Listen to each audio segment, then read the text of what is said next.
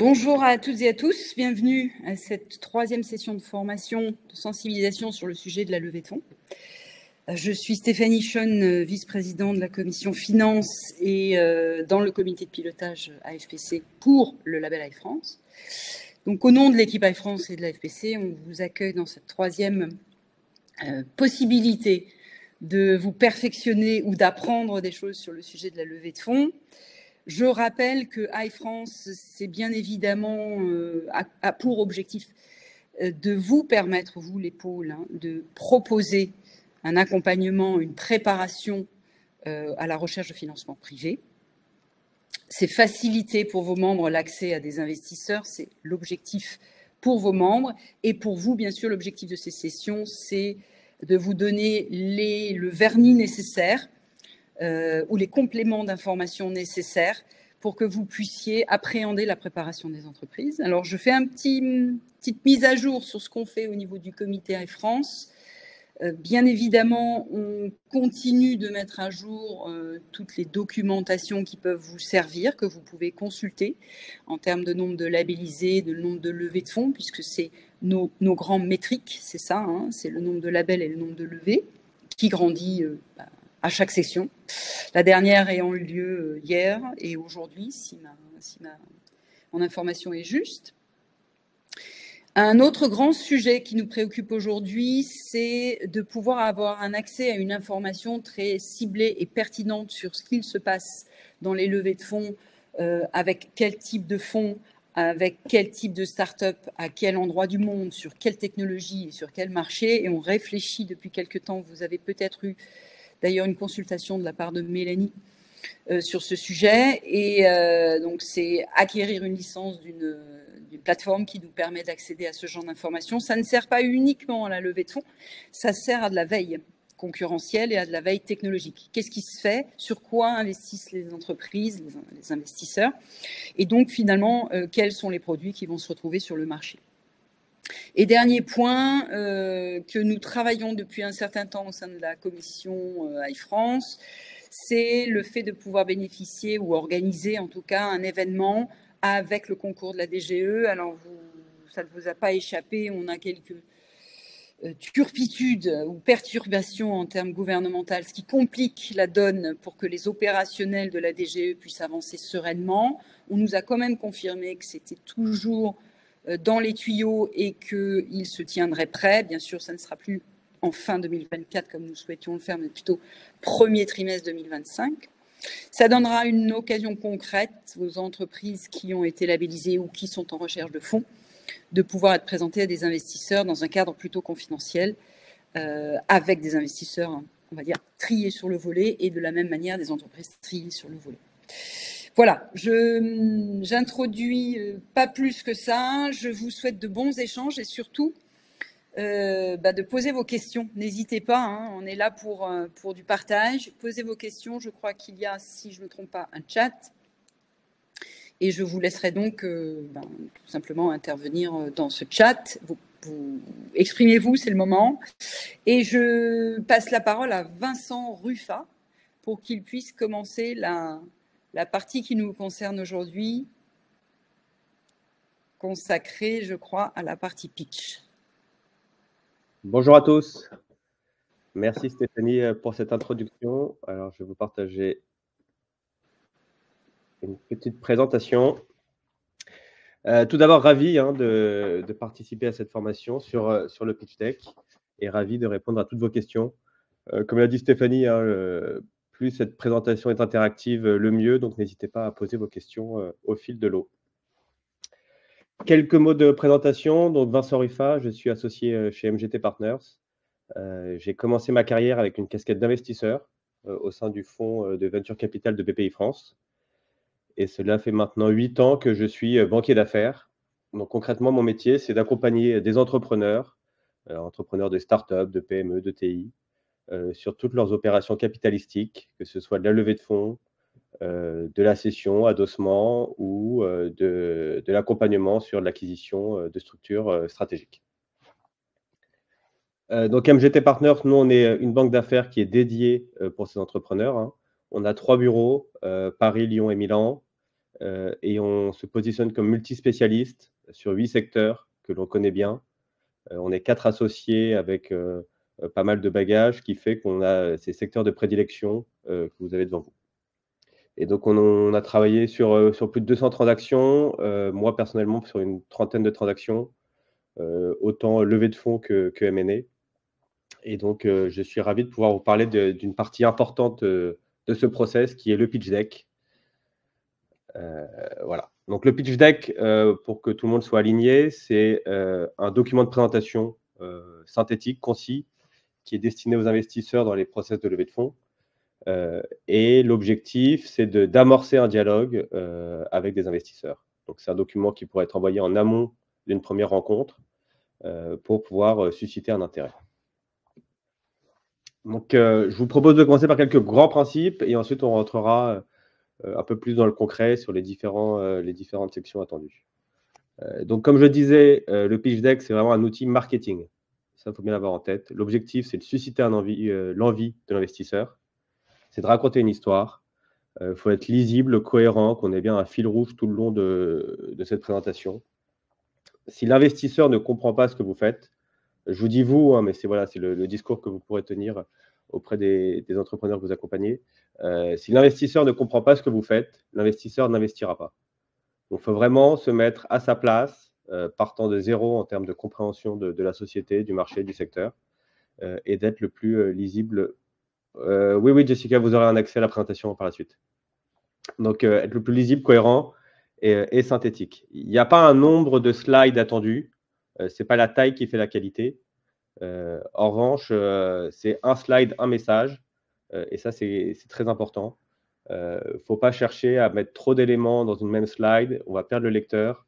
Et donc, c'est vraiment un slide égale un message. Et voilà. Et ensuite, petit élément de contexte.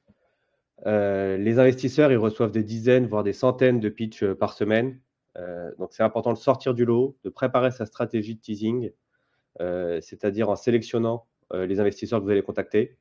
Des investisseurs ont des scopes d'investissement, des thèses d'investissement par secteur, par taille, par typologie d'entrepreneurs, que ce soit des serial entrepreneurs, que ce soit des sociétés qui sont fondées par 1, 2, 3 personnes dans tel ou tel secteur. Donc, ciblez bien les personnes que vous allez contacter et c'est comme ça que vous aurez le plus de chances d'obtenir ce rendez-vous qui est l'objectif. Et comme vous pouvez le lire, le pitch deck, l'objectif, ce n'est pas de tout dire, mais de bien le dire. Et ça, c'est vraiment un élément très important à avoir en tête dans la rédaction de ce document. Quelques sujets clés pour convaincre. Il faut qu'à la sortie de cette présentation, l'investisseur se dise que votre solution, votre produit, votre société, elle répond à un besoin. Et ce besoin, c'est qu'en face, on a un marché, il y a une demande, et donc il faut bien que l'investisseur ait ça en tête à la fin de la lecture de ce document. Que votre offre, elle est innovante, elle sort du lot pour pouvoir répondre à ce besoin. Que vous, entrepreneur, vous êtes légitime, crédible pour pouvoir porter ce projet, et que vous avez déjà les premiers éléments qui permettent de prouver que votre concept est le bon pour pouvoir répondre, encore une fois, à cette problématique. Maintenant, je vous propose de rentrer un peu plus dans le vif du sujet avec les différentes sections attendues. Donc, chaque pitch est unique. Les sections peuvent arriver dans l'ordre que vous voulez en fonction de l'histoire que vous voulez raconter. En revanche, il y a des éléments qui sont attendus. L'investisseur, lui, il a sa grille de lecture. Et donc, il faut pouvoir répondre aux différents éléments attendus. Et encore une fois, les sections peuvent arriver dans l'ordre que vous le voulez, tant que l'histoire, le fil rouge est clair et précis. En général, les pitchs commencent par une première slide de problématique. On pose une problématique. Quel est le sujet auquel votre société répond? Il faut exprimer cette problématique de manière claire, précise, et de la même manière pouvoir répondre avec des éléments clairs et précis. Il faut démontrer que votre offre, il faut indiquer cette offre que vous proposez de manière synthétique, précise, et expliquer très simplement cela. Donc, la problématique est posée, le constat est clair. Maintenant, qu'est-ce que vous proposez? Quelle est la proposition de valeur de votre société, de votre solution? Donc là, ça peut être 1, 2, 3 slides. Encore une fois, ce n'est pas la quantité qui est important, mais c'est quel est le message qu'on retire de ces slides. Il faut présenter cette société, cette solution de manière claire, précise, toujours, avec une vue assez générale, ne pas rentrer trop dans la technicité, dans le détail. L'objectif, c'est de ne pas perdre le lecteur. Ces premières slides, elles sont clés pour pouvoir ferrer l'investisseur. Donc, il ne faut pas être trop technique, hein. C'est très important, rester simple et garder de la hauteur. Le qualitatif, avec des éléments assez généraux, c'est bien. En revanche, très rapidement, il va être attendu des KPIs, des indicateurs, donc, des ratios de ROI que vont apporter votre société. Et tout ça, ces éléments-là vont permettre d'être concrets, de donner des use cases et de pouvoir, encore une fois, démontrer que le concept est avéré. Donc, ça peut être le temps gagné par l'utilisateur de votre solution, l'argent économisé. Voilà, c'est faire ressortir ces KPI clés. Et tout de suite, ça va pouvoir susciter plus d'envie, plus d'intérêt pour l'investisseur de poursuivre l'étude de ce document et du dossier. Vous pouvez aussi commencer à faire apparaître les premières barrières à l'entrée, que ce soit des brevets, que ce soit des marchés obtenus. Voilà, c'est montrer déjà les premières barrières à l'entrée de votre société. Ensuite, deuxième section très importante, c'est le go-to-market. Comment est-ce que j'adresse mes prospects, mes clients? Et ce qui fait écho à ça, comment j'arrive à gagner de l'argent sur ces clients? Donc, quelles sont les ressources nécessaires? Quelques ratios clés. J'ai besoin de X rendez-vous pour pouvoir souscrire un nouveau client. J'ai besoin de X sales. Voilà, le coût d'acquisition client. Ça, c'est des KPI, c'est des éléments qui sont attendus par le lecteur. Dans la continuité, l'attraction commerciale, où j'en suis aujourd'hui de ma stratégie commerciale, montrer une dynamique. Ça peut être avec un nombre de clients, des logos des principaux clients quand ce sont des beaux logos, une ventilation du chiffre d'affaires par secteur, par marché. Voilà. L'objectif, c'est de montrer encore une fois que votre entreprise, elle répond à un besoin, qu'il y a un marché, et ce marché, aujourd'hui, il est dans vous avez une dynamique commerciale sur ce marché qui est bonne.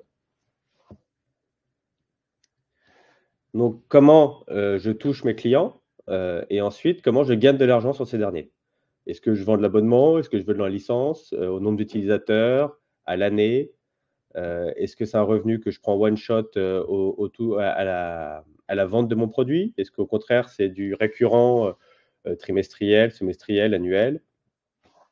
Voilà. Aujourd'hui, les investisseurs, ce qu'ils aiment, c'est il y a le triptyque un peu recherché auprès des investisseurs, c'est récurrence, rentabilité, croissance. Donc, avoir un modèle économique qui va pousser de la récurrence, c'est des éléments qui seront appréciés auprès des investisseurs. Après, ce n'est pas parce que votre solution, votre produit, on n'est que sur une vente sèche one shot qu'il y a un sujet, hein. Pas du tout ce que je veux dire, mais voilà, il y a des modèles économiques aujourd'hui qui sont favorisés et tout ce qui est modèle d'abonnement sur de la récurrence, c'est des modèles qui sont appréciés par le marché. Faire ressortir quelques métriques. Le coût d'acquisition, on en a parlé, le panier moyen, la durée de cycle commercial. En fonction de votre secteur, de votre typologie de société, il y a des métriques qui seront attendues. Donc là, en l'occurrence, je prends l'exemple des SaaS. Donc, c'est des solutions as a service. Donc là, il y a des indicateurs qui sont clés sur ce scope-là. Donc l'ARR, c'est le revenu annuel récurrent. L'ARPU, qui est le revenu annuel par utilisateur. Le taux de churn, donc le nombre de clients que vous perdez chaque année. Voilà, donc ça, c'est des KPI qui seront attendus. Donc, mettez-les s'ils sont bons tout de suite, ou dans tous les cas, ayez-les en tête parce que ce sera très rapidement demandé. Important également, donc, le pitch deck, c'est cette présentation que vous allez envoyer en amont pour susciter l'envie, obtenir un rendez-vous. Ça peut être également votre support de discussion une fois que vous aurez ce rendez-vous. Donc, ce que vous pouvez dire aux entrepreneurs que vous accompagnez, hein, c'est que toutes ces KPI, ces indicateurs, ces chiffres, ils doivent les connaître par cœur. S'ils ne sont pas dans la présentation, ils seront interrogés dessus. Et toujours dans ce besoin d'être légitime, crédible vis-à-vis de l'investisseur, il est très important de connaître tous ces éléments-là par cœur. À un instant T, et leur évolution et l'ambition. Ensuite, grosse section qui est parfois un peu mise de côté, comme on peut le constater, c'est la partie marché. Ce qu'il faut avoir en tête, c'est que s'il n'y a pas de marché, il n'y a pas d'entreprise, pas de levée de fonds. Donc, il faut qu'à la sortie de la lecture de cette section-là, l'investisseur ait pu constater, apprécier la profondeur du marché, idéalement sa dynamique d'évolution, et vraiment qu'on ressorte de la lecture de ces quelques slides sur « OK, on a un marché qui est mature ou non, mais qui est aujourd'hui en attente de la solution que vous apportez ».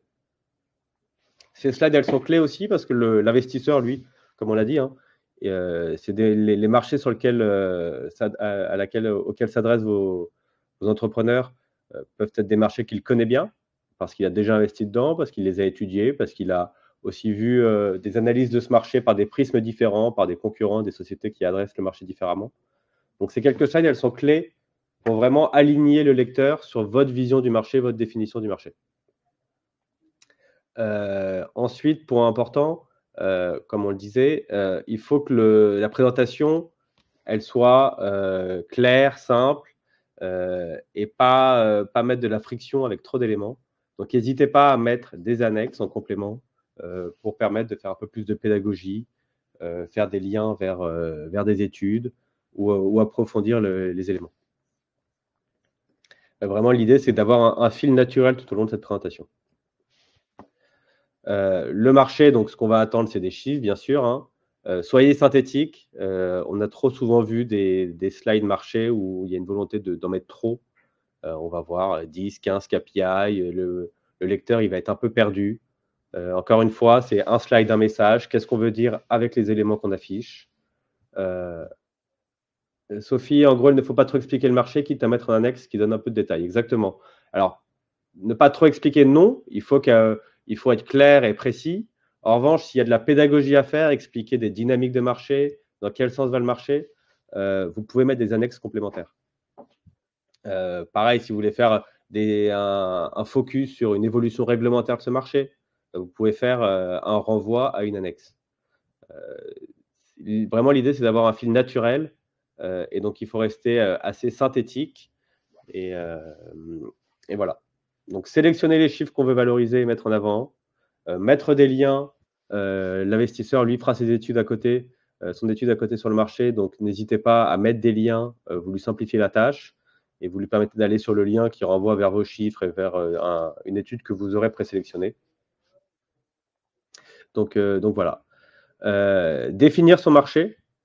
Donc, pareil, une erreur qu'on voit trop souvent, c'est un entrepreneur qui va définir son marché comme le marché mondial des salles de sport.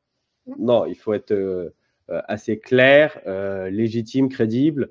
Et si vous lancez aujourd'hui une chaîne de salles de sport, je prends cet exemple, vous n'allez pas attaquer le monde entier. Donc, il y a la notion qu'on retrouve assez souvent, c'est cette notion de TAM, SAM, SOM, donc qui est le marché total adressable, celui sur lequel vous pouvez vous adresser et sur lequel vous irez à un horizon 10-15 ans, et le marché aujourd'hui actuel en fonction de vos ressources que vous pouvez adresser.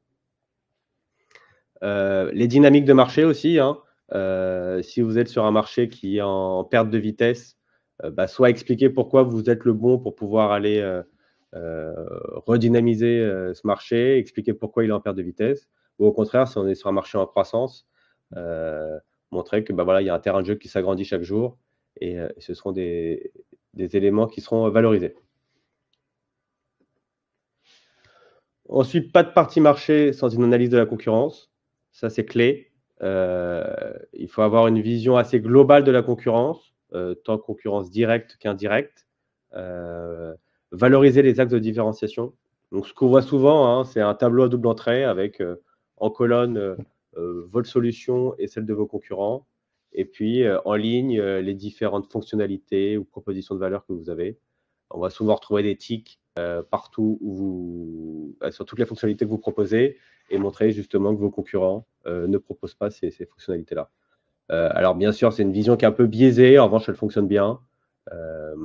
Donc ça, c'est un bon exemple. L'autre exemple, c'est une sorte de mapping sur 2 axes. Faites en sorte de toujours vous retrouver en haut à droite, hein. Vous êtes le meilleur sur les 2 axes. Et ne vous dites pas que… Ou alors, vous mettez-vous un peu plus au milieu avec une flèche qui montre que vous allez vers cette direction. Voilà. Il faut vraiment faire ressortir vos points de différenciation.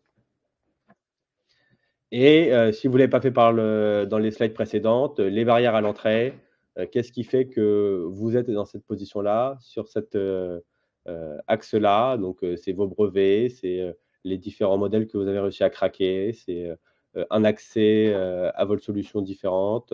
Voilà. C'est vraiment une des slides clés du dossier. Ensuite, l'équipe. Surtout dans les petites structures, hein, sur les sociétés qui sont très jeunes, l'équipe, c'est un élément très important et qui va être fortement pondéré dans la prise de décision d'investir dans votre société. Donc, la présentation de l'équipe, le parcours des fondateurs. Donc là, l'idée, c'est de présenter les personnes clés. Donc, bien sûr, les fondateurs. Si vous avez derrière structuré une équipe de C-level, vous pouvez les afficher ici. Montrer en fait pourquoi vous êtes les bonnes personnes pour porter ce projet. Il faut vraiment, et c'est l'idée de ce document, et c'est ce qu'il faut mettre en avant, c'est crédibiliser votre entreprise, les personnes qui portent le projet. Donc, valoriser votre parcours, pourquoi vous connaissez ce marché mieux qu'un autre, pourquoi vous êtes légitime à adresser ce marché de cette façon-là. Voilà. Et certaines entreprises plus ou moins matures ont des boards. Pareil, n'hésitez pas à le valoriser. Si vous avez des personnes qui sont reconnues dans le secteur, reconnues de par leur position, voilà, c'est ici qu'il faut le mettre.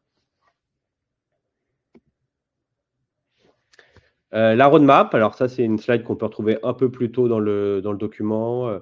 Encore une fois, les différentes sections sont interchangeables.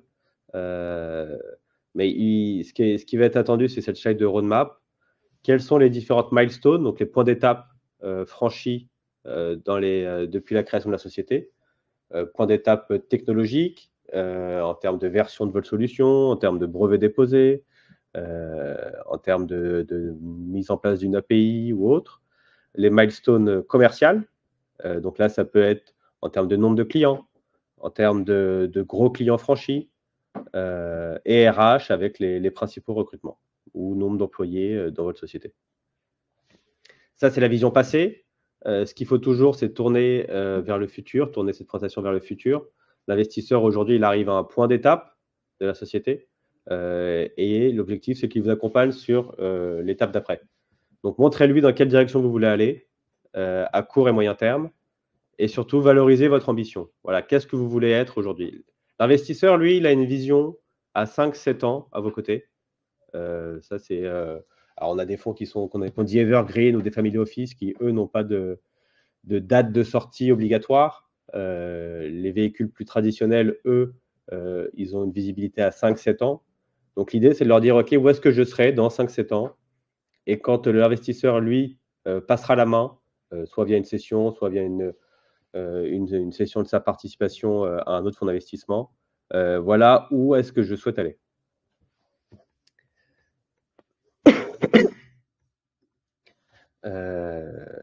Pareil, plusieurs formats. Alors, Anne-Cécile, nous voyons parfois des roadmaps avec milestone techno RH commercial et roadmap financière levée de fonds. Y a-t-il trop d'informations ou est-ce intéressant de corréler ensemble? Non, on peut. Donc, j'allais vous dire, il y a plusieurs formats ici, hein. Il y a bien sûr le format timeline qui est traditionnel, création avec les différentes étapes qui sont franchies. Encore une fois, l'objectif, c'est de passer un message. Si votre message, c'est aujourd'hui, on a déjà fait plusieurs opérations. Voilà, chaque société est unique, mais en fonction du message que vous voulez passer, est-ce que ça sera une timeline qui sera basée sur l'évolution du chiffre d'affaires? Parce que c'est ça que vous voulez mettre en avant. Si au contraire, vous êtes pré-revenu ou que l'évolution du chiffre d'affaires elle est assez flat, on va rester sur une flèche toute plate et on ne va pas chercher à mettre en avant ce chiffre d'affaires qui, en fait, est soit très faible, soit flat. Voilà. Mais donc, il n'y a pas forcément. Donc, à vous de sélectionner les informations, en fait, qui vous semblaient plus pertinentes. Quelle différence fondamentale entre une levée pour capital risque et capital dev? Dans le deck, alors, on va attendre les mêmes éléments. En fait, on parle de capital développement quand on est sur des sociétés qui sont plus matures et qui ont en général, c'est un peu la définition traditionnelle, à minima 2 ans de rentabilité. Donc des EBITDA positifs. Sinon, les éléments attendus sont peu ou prou les mêmes. Voilà, après, la partie peut-être, on va insister un peu moins sur la partie problématique et plus sur la partie proposition de valeur, traction, sur la partie en capital développement. Capital développement, on est sur une solution qui est déjà plus mature, avec un certain nombre de clients, qui a prouvé sa rentabilité, qui a prouvé son marché. Donc, on va plus insister sur ces éléments-là. Alors qu'en capital risque, surtout sur les sociétés très jeunes, l'idée, c'est de valoriser une problématique marché et légitimer une équipe pour répondre à cette problématique. Voilà, cette roadmap, donc on a parlé de timeline. On peut aussi avoir en complément de cette timeline, ça peut être 3 grandes boxes avec, voilà, moi, ce que je veux, mon ambition, c'est faire ça, ça et ça. Donc, mon ambition technologique, mon ambition commerciale et mon ambition internationale. Voilà. Encore une fois, il n'y a pas de cadre unique pour toutes ces sections. Et j'insiste dessus, on a un message qu'on cherche à faire passer. Comment tourner la slide pour pouvoir faire passer ce message dans le mieux possible.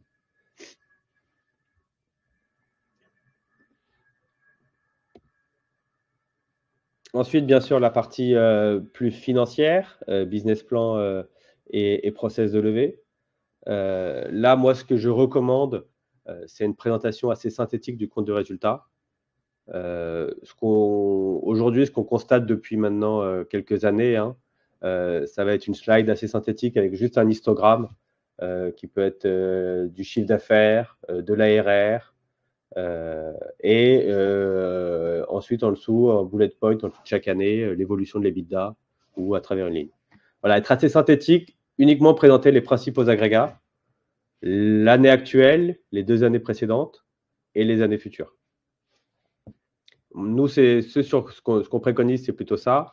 Et en annexe, un compte des résultats au format tableau, plus précis, qui reste synthétique, mais où on voit les principaux agrégats de manière chiffrée, les principaux postes de charge, les différentes lignes de revenus.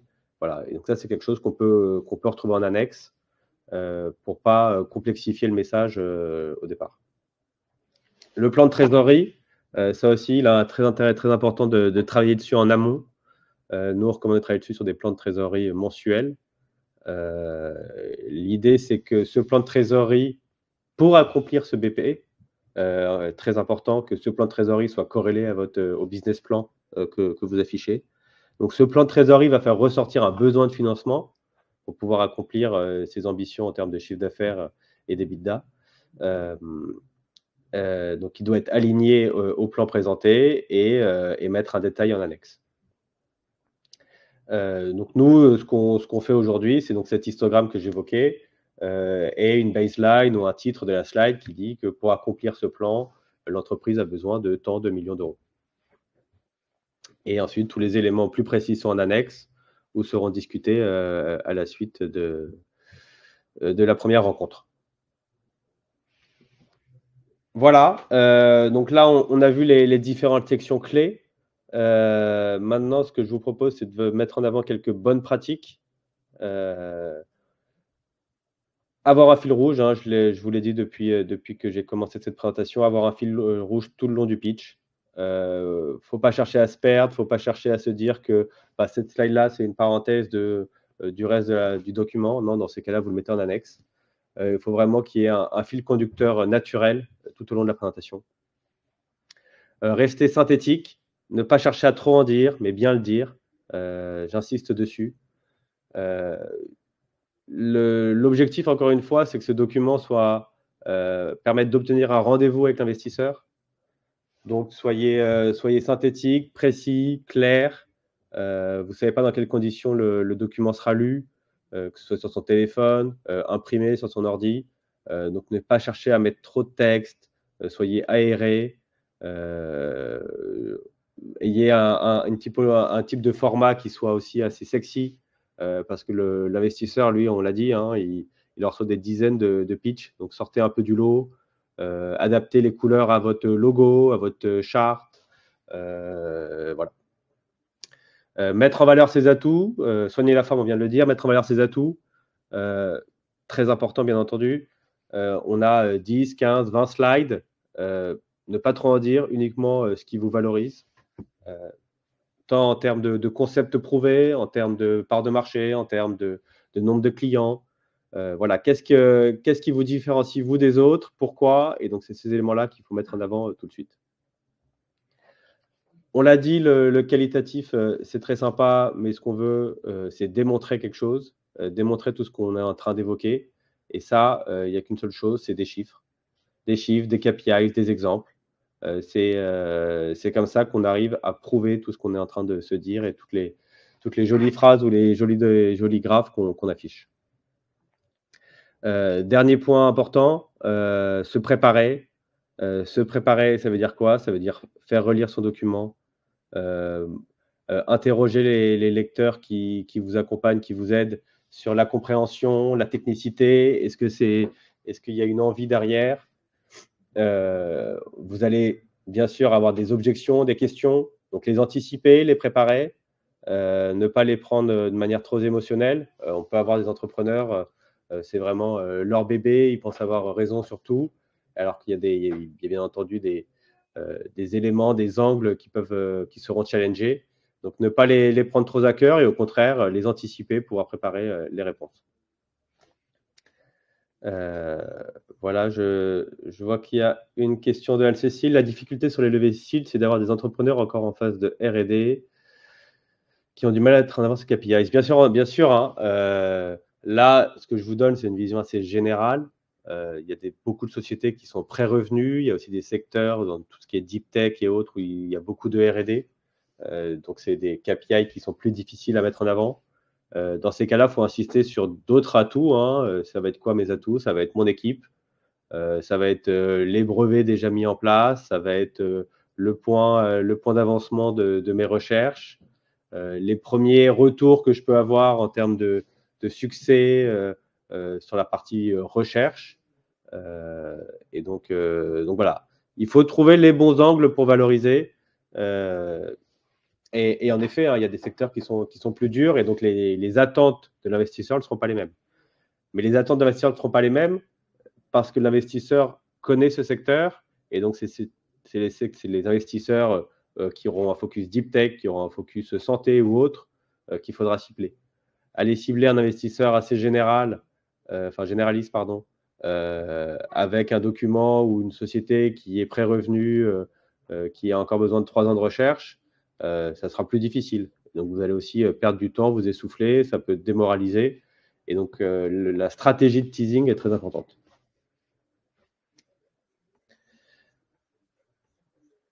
Faut-il prévoir une slide sur les besoins financiers, mais aussi autres, par exemple, certaines compétences chez les investisseurs?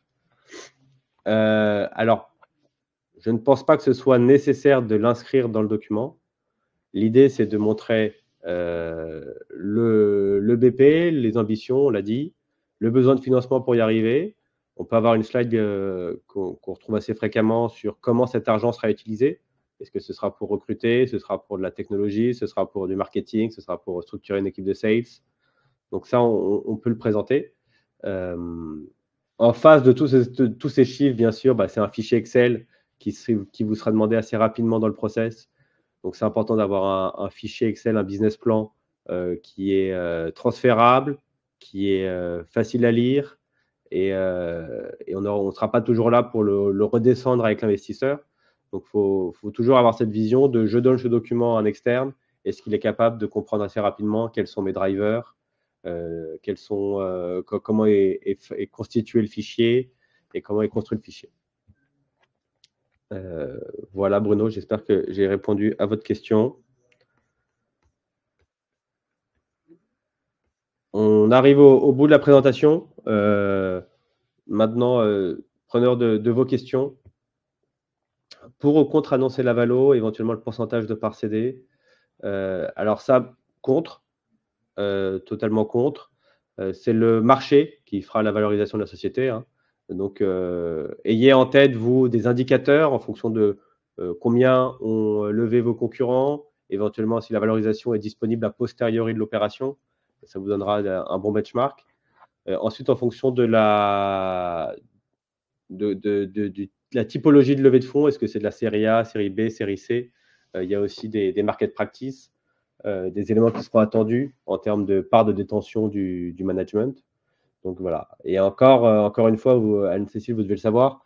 Aujourd'hui, la valorisation, ça veut un peu tout et rien dire. C'est aussi un élément marketing en fonction de la typologie de mécanismes que l'on a derrière, avec des actions de préférence qui vont venir écraser le management à la sortie, etc. On peut avoir une très belle valo, mais qui ne dit pas grand-chose derrière. Autre élément sur lequel nous, on ne revient pas de manière formelle et écrit dans le document.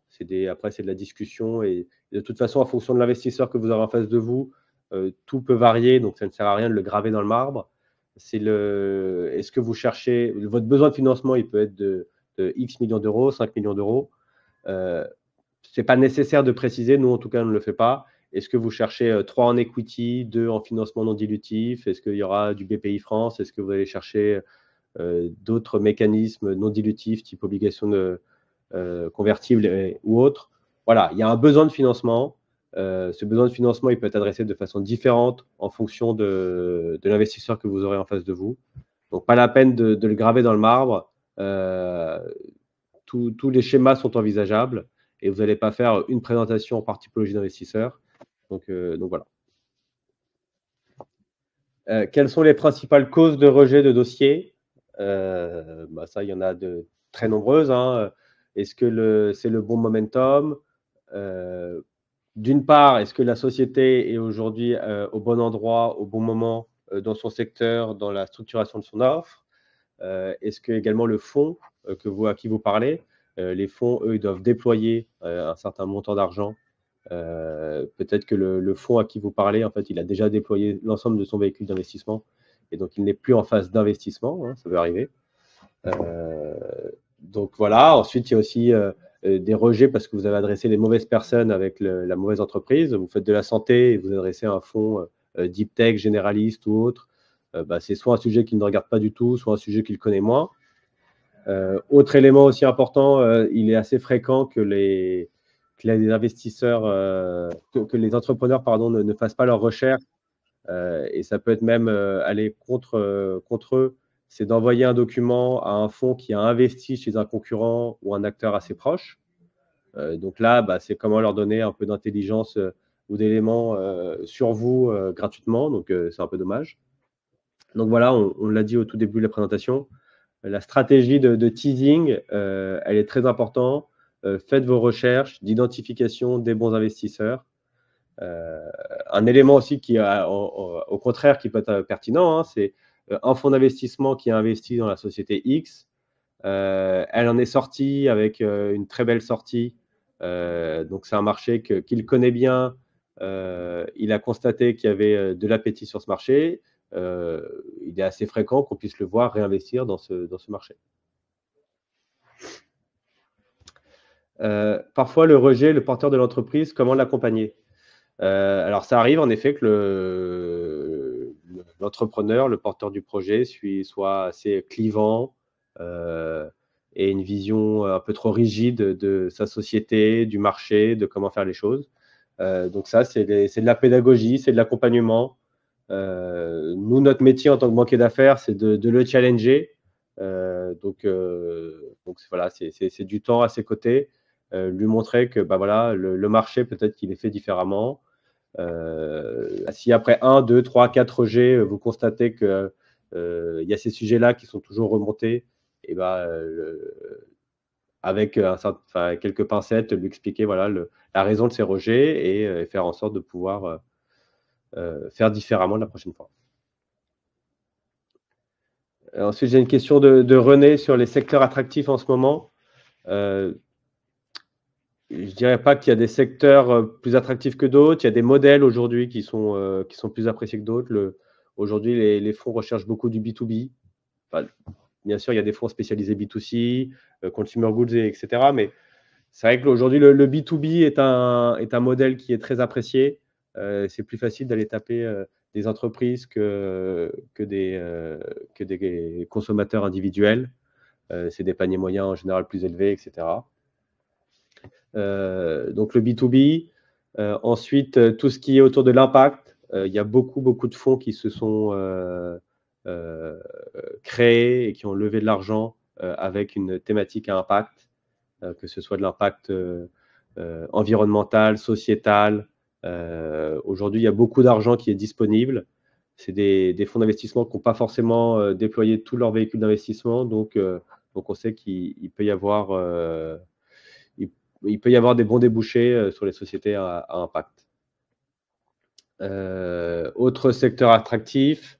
Alors, je ne dirais pas secteur, en revanche, c'est que aujourd'hui, vous l'avez vu, on ne va pas parler d'explosion de la bulle des startups, on est loin de tout ça, mais il y a eu un gros coup qui a été pris sur les valorisations. Les fonds ont compris que la croissance à tout prix, ça ne fonctionnait pas. Donc, sur les sociétés un petit peu plus matures, il est assez pertinent de commencer à montrer et démontrer une rentabilité proche. Donc, soit la démontrer en parlant de, je ne sais pas, peut-être que sur le marché français, vous avez démontré une rentabilité, mais bien sûr, vous êtes en train d'attaquer d'autres marchés. Donc aujourd'hui, vous n'êtes pas rentable. En revanche, arriver à montrer que sur une partie de votre clientèle, vous êtes rentable, ça peut être un bon proxy. En revanche, pour les vraies startups qui sont loin de tout ça, c'est pas là-dessus qu'il faut axer la présentation ou les éléments.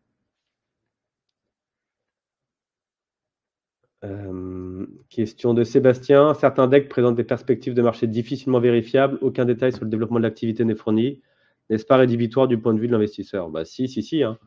On l'a dit, hein, l'investisseur, il reçoit des dizaines, des centaines de decks par semaine. Et mettez-vous à la place de l'investisseur. Je n'investis pas d'argent dans une boîte que je ne comprends pas. Et une boîte, c'est quoi? C'est son marché, c'est son développement. Donc, s'il n'y a aucun détail, s'il n'y a rien qui prouve que vous avez le bon projet pour la bonne problématique dans le bon marché, c'est sûr que le document passera rapidement en dessous des autres. Donc rédhibitoire, je n'irai pas jusque-là, mais en revanche, plus vous accompagnez le lecteur, l'investisseur, dans une démonstration avec des éléments de marché vérifiables, parce que lui, il fera ses audits dans tous les cas. Hein. Donc d'abord des audits avec des recherches qu'il fera lui de son côté avec ses équipes. Et puis dans la suite du process, il y a généralement des due diligence, donc des audits sur les éléments financiers, stratégiques de la société, plus ou moins approfondis. Et donc c'est dans ces phases-là qu'on peut identifier des red flags et fermer les dossiers.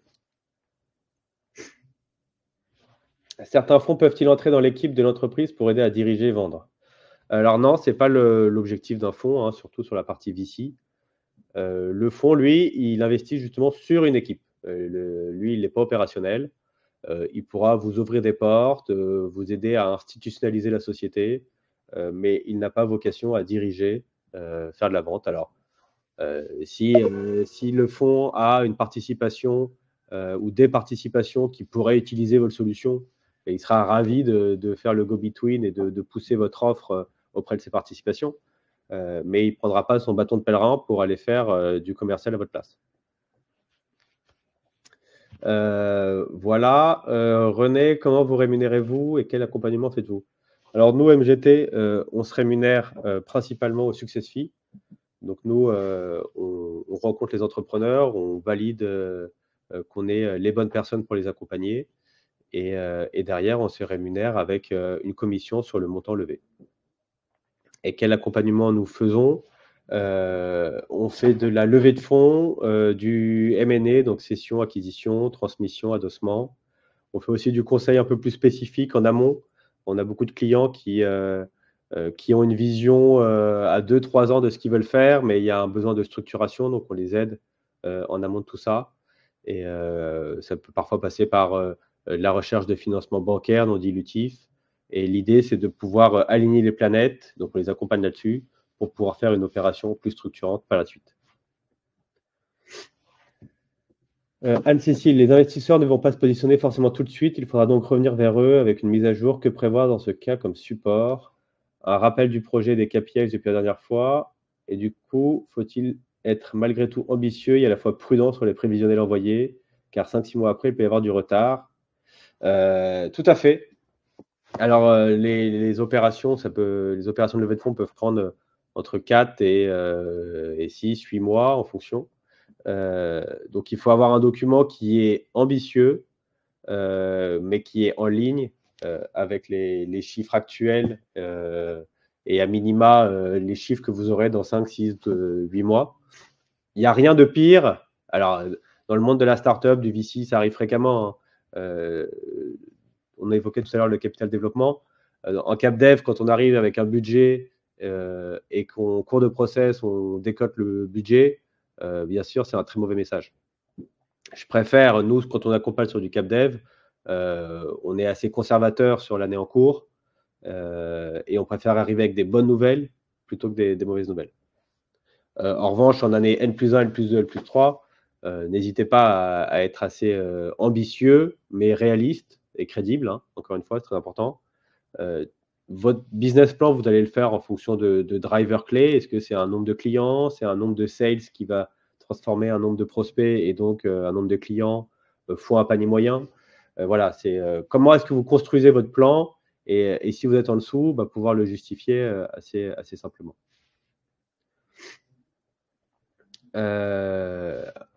Ensuite, en cours de process, nous, ce qu'on fait, c'est on produit des rapports ad hoc avec un état des lieux ou de où on en est. Donc, en général, quand les investisseurs sont intéressés, hein, il y a des échanges qui sont assez réguliers. On fait des ateliers avec eux. Donc, il y a bien sûr une première rencontre où on va présenter la société et faire du voice-over donc sur le pitch deck qu'ils auront reçu. Et derrière, on va avoir des ateliers de démonstration du produit, des ateliers sur comment vous voyez le marché, comment vous voyez dans 5 ans, etc. L'investisseur, lui, il a régulièrement des comités en interne qui vont lui apporter des nouvelles questions, des nouvelles visions du marché. Et donc, on va organiser différents ateliers là-dessus pour pouvoir répondre à toutes ces questions. Donc, nous, ça nous arrive assez fréquemment de produire des rapports ad hoc. Donc, ça peut être 2-3 slides, parfois plus, sur où on en est du current trading, où on en est de la situation de la société, en termes de chiffres, en termes d'acquisition client, en termes d'évolution de la technologie. C'est bien sûr des choses qu'on fait. Et donc, par rapport à la question, la fin de votre question, c'est ce qu'on vient de se dire. Être ambitieux, oui, c'est important. Il faut créer de l'envie. En revanche, il faut être conservateur sur une vision court terme et réaliste de manière globale sur le court terme, le moyen et le long terme. Jessica, est-ce qu'on peut vous donner des potentiels clients? Avec plaisir. Tout à fait. Ravi d'échanger avec vous ou avec tous ceux qui le souhaitent sur si vous avez des entrepreneurs qui sont en recherche de financement. On peut déjà faire un premier échange en amont ensemble pour vous dire si c'est quelque chose qu'on fait. Et on sera ravis de vous accompagner là-dessus. René, merci beaucoup. Merci pour votre message. Anne-Cécile également, merci à tous. Je vais donner ce document à Lizzie et à tout le monde. Et donc, comme ça, vous pourrez l'avoir. N'hésitez pas aussi, hein, vous pouvez tout à fait le transmettre aux entreprises que vous accompagnez, que vous conseillez. Et voilà. Et donc, je crois que la formation continue. Donc là, on a vu le principe, les grands principes d'un pitch, les éléments attendus. Et vous avez donc Sylvain qui vient intervenir juste après moi et qui, lui, je vais le laisser se présenter, mais vous voilà, forme du coaching de son entrepreneur. Merci beaucoup, Vincent. Avec plaisir. Donc, comme l'a dit Vincent, on vous enverra donc, du coup la présentation qu'il a faite ainsi que ses coordonnées si vous souhaitez le joindre. Et donc, du coup, je vais inviter Sylvain à venir. Je vais l'inviter directement pour vous parler de la forme du pitch. Donc là, on était sur le fond, sur le pitch deck, et là, on va parler plus de la partie forme orale.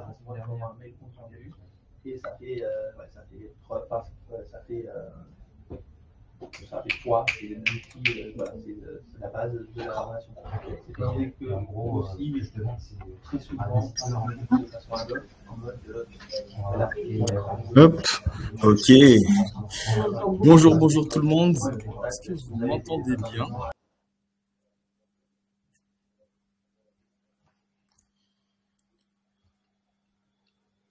Parfait.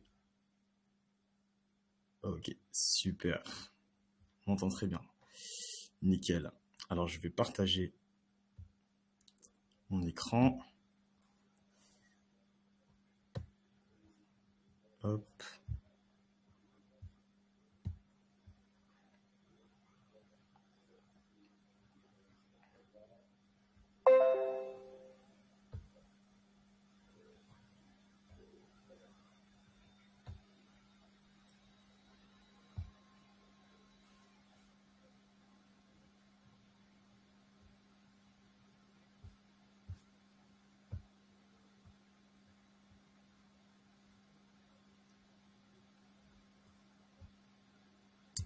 Petit bug. Ok, je vais la refaire. Partager. Hop.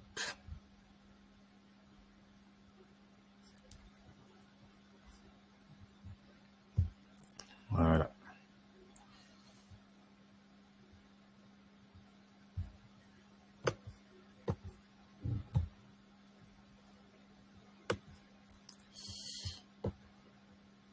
Parfait.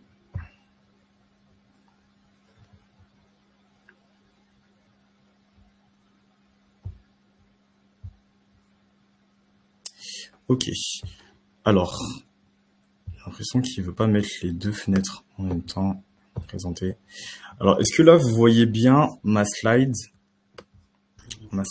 Non, on te voit que toi, donc il faut que tu pourras pas voir le chat en même temps, Sylvain, c'est sûr. Si tu n'as pas double écran, c'est sûr. Ça marche, ok, pas de souci. On te voit toi, on voit pas la slide. Hop, je vais la refaire, partager l'écran. Tac. Partager.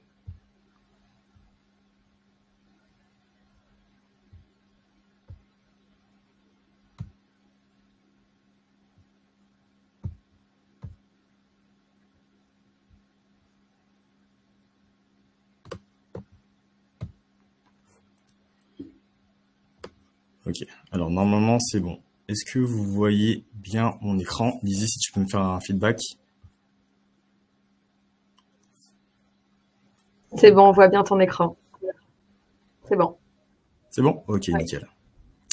Good. Bon, désolé pour les petits soucis techniques.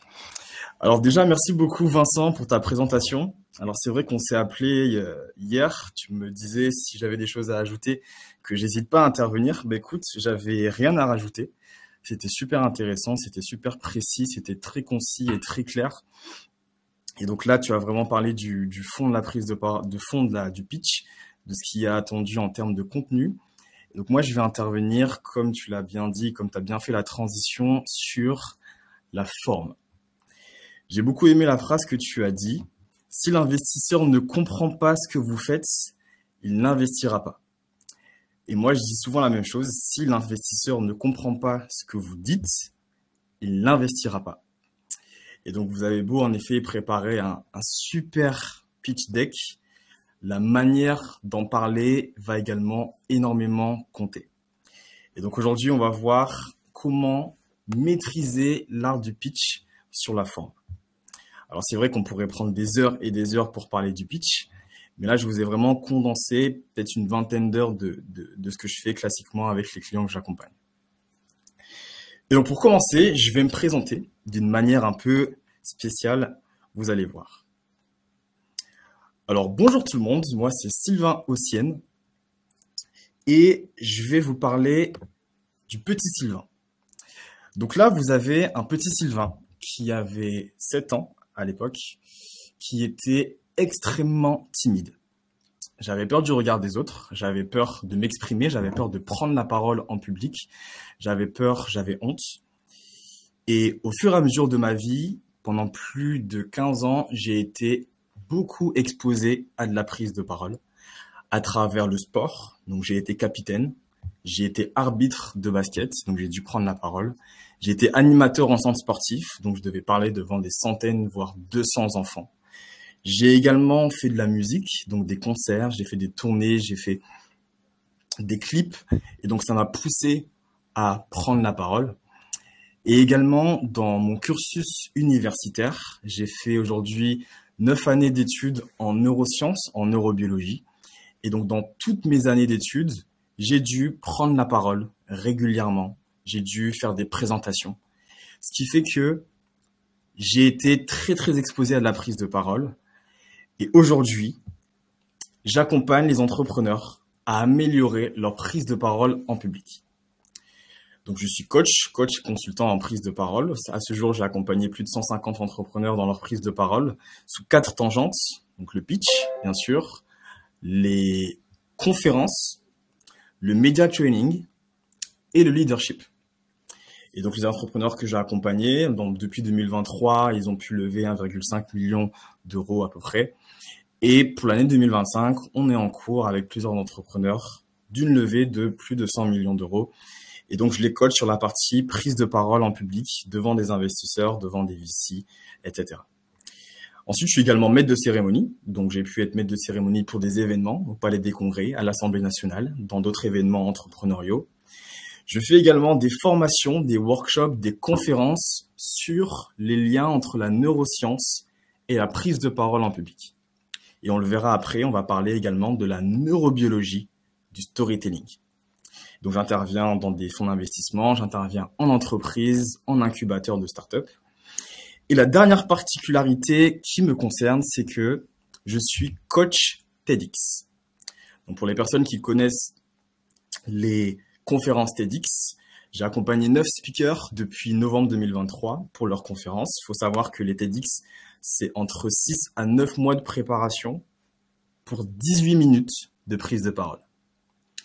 Donc, c'est une grosse préparation et c'est super intéressant. C'est des conférences qui sont vraiment très, très bonnes. Et donc, sans plus tarder, on va commencer dans le vif du sujet. Donc là, je vais parler de la forme de la prise de parole, comment bien communiquer son pitch. Donc là, on parle de pitch. En moyenne, un pitch, ça va être entre 3 à 6 minutes. Donc, c'est une prise de parole qui reste assez courte. On parle souvent en anglais de ce qu'on appelle the elevator pitch. Donc, en fait, c'est le temps que vous êtes dans l'ascenseur avec une personne. Vous lui pitchez, en fait, votre boîte. Donc, en général, le terme pitch vient de là. Donc, c'est une prise de parole qui reste assez courte, assez succincte. Même si c'est vrai que dans les rendez-vous avec les investisseurs, ça peut être plus long. Mais on va prendre ce cadre-là. Et la première chose qui va rentrer en compte dans l'art du pitch, c'est le stress. La gestion du stress. Les entrepreneurs que j'accompagne ont des entreprises qui sont superbes. Ils ont des chiffres vraiment incroyables. Ils ont de super belles équipes. Mais le moment où ils doivent prendre la parole, des fois devant un investisseur, 2 investisseurs, 3, 4, ils ont un énorme stress. Ce qui fait que toute leur prise de parole n'est pas à la hauteur, à l'image de leur entreprise et n'est pas à la hauteur de ce qu'ils peuvent proposer, surtout en termes de résultats. Et donc, la première chose que je travaille avec eux, c'est la gestion du stress qui va complètement conditionner la forme de votre prise de parole. Donc là, je vais vous condenser plusieurs heures de physiologie du stress que j'ai eu en cours et on va le faire en 4 étapes. La première étape, donc au vu d'un pitch, au vu d'une prise de parole, quand vous accompagnez vos startups, ce qui est important de savoir, c'est de décortiquer le fonctionnement du stress. La première étape, à partir du moment où votre cerveau identifie une situation comme étant un danger, il va déclencher la réponse au stress. Donc ça, c'est la première étape. Le cerveau identifie une situation comme étant un danger. Deuxième étape, le cerveau va envoyer un signal, donc là, c'est la CTH, on ne va pas rentrer dans les détails, envoyer un signal à ce qu'on appelle les glandes surrénales. Donc les glandes surrénales, c'est des glandes qui sont situées au-dessus du rein. Donc là, vous avez 2 reins. Et en fait, les glandes surrénales, c'est tout simplement des glandes qui sont au-dessus du rein. Il y a un signal qui va être envoyé chez ces glandes-là. Ensuite, les glandes surrénales vont sécréter et produire 2 hormones principales, le cortisol et l'adrénaline. Donc principalement le cortisol. Et le cortisol, c'est ce qu'on appelle communément l'hormone du stress. Et cette troisième étape, il y a une quatrième qui va s'ajouter, que sûrement vous avez déjà vécu, à partir du moment où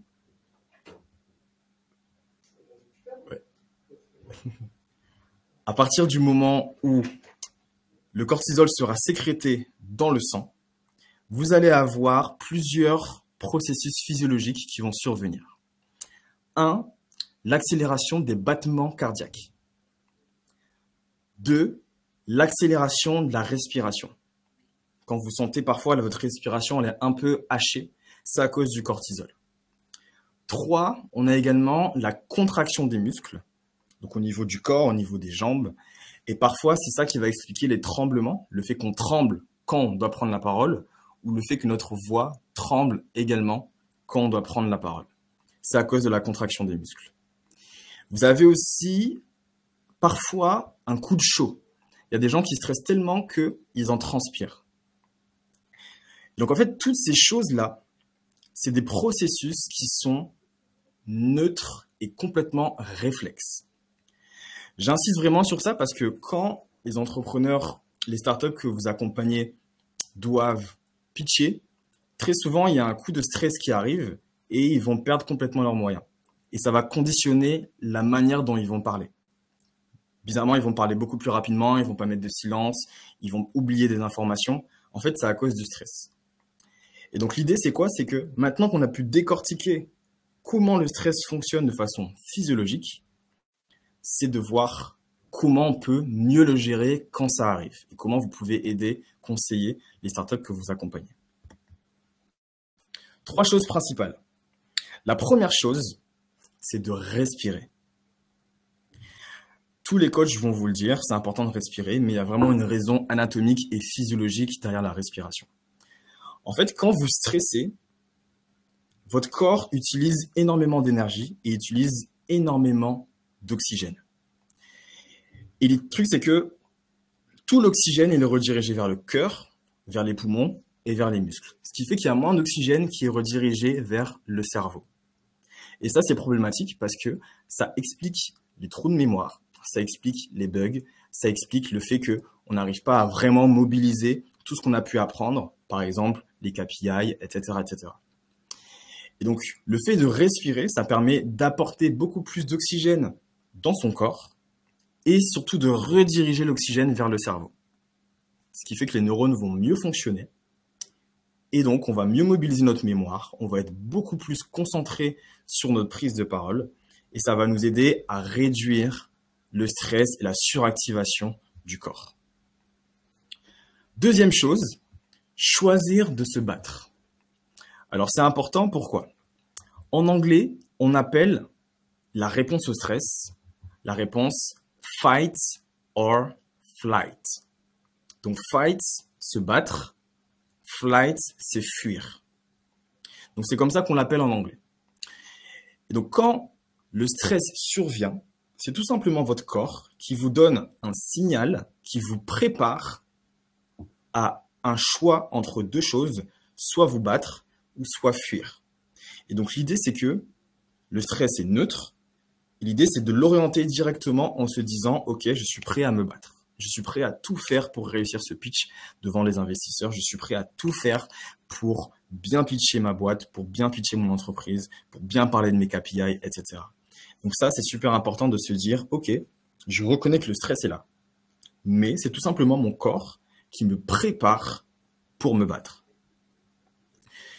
La troisième chose, c'est faire des choses qu'on aime. Donc ça, en général, c'est avant la prise de parole, quelques jours, quelques semaines avant. Faire des choses qu'on aime, ça peut être chanter, ça peut être jouer d'un instrument, ça peut être faire du sport, ça peut être aller marcher, s'aérer. C'est important de faire ces choses-là. Pourquoi? Parce que, à l'inverse du cortisol, ça va sécréter ce qu'on appelle les hormones du bien-être. Donc les hormones du bien-être, il y en a 4 principales. On les verra tout à l'heure. La dopamine, la sérotonine, les endorphines et l'ocytocine. Donc on prendra le temps, j'en parlerai tout à l'heure également. Mais en fait, ces hormones-là vont aller à contre-courant du cortisol et vont aider à mieux gérer le stress. Et pour finir sur cette partie, je vais vous montrer une image. Le lion et la gazelle. Alors dans cette image, vous voyez un lion qui est en train de chasser une gazelle. Et ce qui est très intéressant dans cette image-là, c'est qu'il y a beaucoup d'études qui le montrent également, c'est que ces 2 animaux ont tous les deux une expérience d'un stress. Donc le stress aigu, le stress qu'on vient de décrire là, avec les battements du cœur, la contraction des muscles. Ils ont tous les deux ce stress. Sauf que ils n'ont pas la même perspective de ce stress-là. D'un côté, la gazelle, elle ressent ce stress, elle l'expérimente comme quelque chose qui est une menace. Alors que de l'autre côté, le lion, il expérimente le stress comme un challenge. Pourquoi? Parce qu'il doit manger. Alors que la gazelle, elle doit justement ne pas se faire manger, donc elle fuit, elle court pour fuir.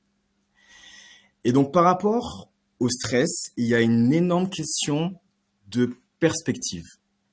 C'est-à-dire que à partir du moment où on voit le stress qui arrive et l'événement, donc en l'occurrence pitché devant des investisseurs, quand on le voit comme une menace, comme un danger, là, on va avoir beaucoup plus de difficultés à gérer notre stress. Et souvent, c'est là qu'on va se faire déborder par ce stress-là.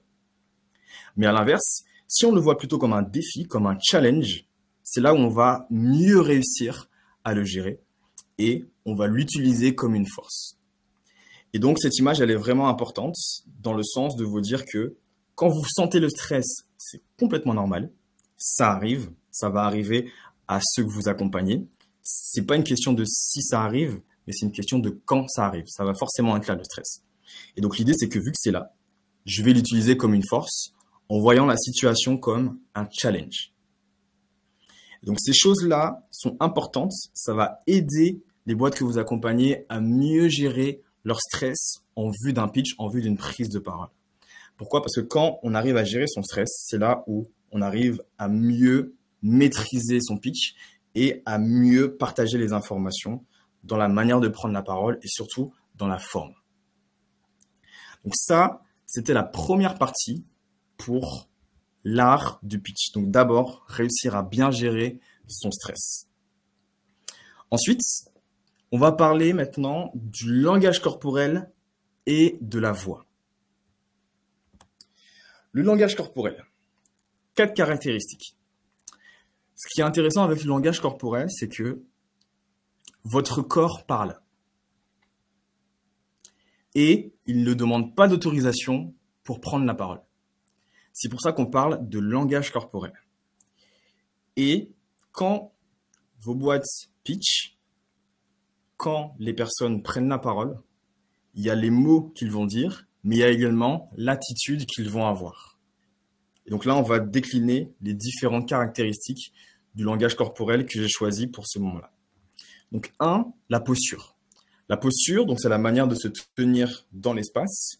En général, par rapport à la posture, on conseille tout simplement une posture droite, la tête légèrement surélevée, les épaules légèrement en arrière, le corps droit avec les jambes qui sont ancrées si on est debout. Et si on est assis, tout simplement être droit sur sa chaise. Pareil, tout le monde va vous conseiller ça. On a énormément de conseils de quand vous prenez la parole, c'est important de se tenir droit. Mais pareil, il y a une raison anatomique. Quand vous vous tenez droit, votre colonne vertébrale est alignée et ça permet tout simplement à votre cage thoracique d'avoir tout l'espace et de laisser tout l'espace aux poumons de pouvoir bien respirer. Et la respiration, elle est super importante. On l'a vu tout à l'heure. Et donc, le fait de se tenir droit, ça permet une meilleure respiration. Comparé à quand on se tient peut-être recroquevillé. Alors, ça reste assez rare, mais quelqu'un qui va pitcher la tête baissée, les épaules recroquevillées, un peu comme ça, donc avec un dos un peu rond. En fait, ça va contraindre la cage thoracique et donc on va moins bien respirer. Et s'il y a moins d'air dans le corps, forcément, il y aura moins d'air dans le cerveau. S'il y a moins d'air dans le cerveau, moins d'oxygène, le cerveau va moins bien fonctionner, on va moins bien mobiliser les connaissances et donc on va moins bien pitcher. Donc, c'est super important de se tenir droit. La deuxième chose par rapport à la posture, c'est que il y a également une notion de la valeur perçue et la valeur réelle. Donc, je ne vous apprends rien par rapport à la valeur perçue, la valeur réelle d'un produit ou d'un service. Quand on se tient droit avec une bonne posture, naturellement, aux yeux des personnes, la valeur perçue augmente. Alors que si on a la tête baissée, si on a le dos recroquevillé, la valeur perçue baisse. Et le truc, c'est que quand on s'apprête à pitcher, les investisseurs scannent naturellement, c'est même pas que les investisseurs, hein, c'est tous les êtres humains, vont scanner votre posture, vont scanner votre corps et vont se faire un premier avis tout simplement par rapport à votre langage corporel. Donc tout simplement la manière dont vous allez vous tenir. Et donc c'est super important de se tenir droit, la tête haute, qui va renvoyer une image de confiance, comparé à si vous baissez la tête, si on a le dos recroquevillé, qui va renvoyer une image plutôt de peur, de crainte. Et donc c'est là que ils vont peut-être se dire, ah, lui, il n'a pas l'air en confiance. Et avec les biais cognitifs, ça va conditionner le reste de la prise de parole. Donc c'est super important, quand on pitch, de se tenir droit, la tête haute, de partir confiant. Le fait de se tenir droit, il y a beaucoup d'études qui ont montré que ça permet au mental et surtout au cerveau d'être plus en confiance comparé à si on a la tête baissée, le dos recroquevillé, qui va renvoyer peut-être des signaux de peur, des signaux de défense. Donc la posture, elle est importante. Ensuite, le visage. Donc le visage, on parle beaucoup des expressions du visage. Ça va être important de faire des expressions qui vont être en adéquation avec ce qu'on partage, avec ce qu'on dit. Je vais donner un exemple concret. Imaginez une startup qui vient pitcher et qui va dire, alors je pense que on est bien parti pour faire 10 millions de chiffre d'affaires. En fait, tout le visage montre un peu le contraire. Il n'a pas l'air motivé, il a l'air un peu fâché. Et tout simplement avec le visage, la personne qui regarde va interpréter qu'il n'est pas convaincu par ce qu'il dit. Et là, limite, le langage corporel prend le dessus sur les mots qu'on va dire. Donc c'est pour ça que c'est super important d'avoir un visage qui va être en adéquation, en cohérence avec ce qu'on va partager. Si on partage par exemple l'ambition, la vision dont a partagé Vincent tout à l'heure, c'est important de faire un visage qui montre un enthousiasme, qui montre une certaine joie. Si on parle peut-être même du fait que notre équipe, elle est super solide, elle est super soudée, on s'entend super bien, bah pareil, c'est important de mettre un visage qui est en adéquation avec la prise de parole. Ça, c'était la deuxième partie. Ensuite, en 3, le regard. Donc le regard qui fait partie du visage. Il est important quand vos startups vont pitcher de regarder les gens dans les yeux. Donc de regarder le comité ou la personne, l'investisseur vers qui ils vont lever des fonds. C'est important de les regarder dans les yeux. Pourquoi c'est important? Le fait de regarder dans les yeux, ça permet d'inclure les personnes dans leur prise de parole. Il n'y a rien de plus perturbant que quelqu'un qui ne va pas vous regarder dans les yeux, qui va pitcher la tête en l'air, qui va regarder en bas, qui va regarder par terre. En fait, on va se sentir un peu perdu et il va avoir une sorte de désintérêt. Alors que quand vous regardez dans les yeux, ça montre tout simplement déjà que vous êtes en confiance, mais également que vous incluez la personne dans votre prise de parole. Et ça, c'est super important dans l'art du pitch, dans la forme, dans la manière de communiquer, parce que ça va être beaucoup plus convaincant. Quand vos startups vont pitcher en regardant les investisseurs dans les yeux, ce sera beaucoup plus convaincant, beaucoup plus percutant que s'ils ne les regardent pas du tout. Donc, ça va être super important de prendre ça en compte. Le regard fait partie à part entière du langage corporel. Et enfin, l'utilisation des mains. Donc ça, il y a vraiment plusieurs écoles. Mais en général, moi, j'invite à utiliser les mains. Pourquoi? Parce que ça permet d'illustrer ses propos. Ça permet de soutenir ce qu'on va dire avec les mots. Il y a 3 endroits où je conseille d'utiliser les mains. Le premier endroit, je suis en train de le faire, c'est pour des chiffres. Par exemple, on va dire, alors là, j'ai 3 parties à vous partager. Alors nous, on travaille actuellement avec 4 partenaires. Donc là, on peut utiliser les mains. Ensuite, le deuxième endroit, c'est quand on a des comparaisons. Par exemple, on va dire, alors nous, on va comparer l'année 2023 et l'année 2024. D'un côté, l'année 2023, il y avait tel contexte, le marché était de telle manière, on avait également une tension à tel endroit, on avait tel client. Et par contre, en 2024, on avait ça, et également notre équipe a pu s'agrandir. Donc, quand on a des comparaisons, ça peut être intéressant d'utiliser les mains. Et en dernière partie, les mains, on peut les utiliser quand on va faire de la description. Quand on va décrire une action, par exemple, ils ont continué, ils se sont séparés, ils ont augmenté, ils sont allés derrière, ils sont allés à gauche, ils sont allés à droite. Donc en fait, quand on va décrire une action, on peut utiliser les mains. Ça a son effet, pourquoi? Parce que parmi les investisseurs auxquels ils vont s'adresser, en général, il va avoir 3 types de mémoire. Donc il y a les personnes qui ont une mémoire dite auditive, donc qui vont retenir beaucoup plus avec les mots, la tournure des phrases, les silences, les intonations. Il y a des personnes qui vont avoir une mémoire visuelle, et donc ils vont beaucoup plus retenir avec les images, avec justement les gestes, avec les analogies, les comparaisons. Et le troisième type, c'est les gens qui ont une mémoire kinesthésique. Donc kinesthésique, là, c'est les gens qui vont avoir une mémoire quand ils font la chose. Donc kinesthésique, c'est le mouvement, quand on implique les personnes dans la prise de parole. Et donc en fait, utiliser les mains, ça va parler également aux personnes qui ont une mémoire visuelle. Et donc ça va tout simplement soutenir les mots qu'ils vont partager. Et c'est également un gage du fait que la personne se sent à l'aise, se sent en confiance. Plus la personne se sent à l'aise, plus en général, on va utiliser les mains, on va prendre l'espace. Donc c'est important de renvoyer cette image de confiance à travers le langage corporel parce que c'est un langage qui va parler presque autant que les mots. Et donc si avec tout le langage corporel, je suis complètement convaincu de mon pitch, eh ben, ça va être beaucoup plus convaincant comparé à si tout mon langage corporel n'est pas du tout convaincu. Donc je ne bouge pas, je ne regarde pas dans les yeux, j'utilise pas du tout mes visages, j'utilise pas du tout mes mains, même si le pitch deck qui a été préparé et la structure du pitch est incroyable, ben, tout le langage corporel va trahir un peu et ne pas mettre en exergue vraiment la qualité du pitch. Donc c'est important de prendre en compte le langage corporel. Ce langage corporel-là, il compose plus de 50% de la communication en direct. Donc c'est super important de faire attention à ça. Partie langage corporel. Ensuite, on va voir la voix. Et donc la voix, il y a 6 composantes dont je veux vous parler. La première composante, c'est la vitesse. Donc la vitesse de prise de parole. Il est important dans la vitesse de prise de parole d'avoir une vitesse qui est mesurée. Donc pas trop rapide, pas trop lente, qui est entre les deux, où on va varier.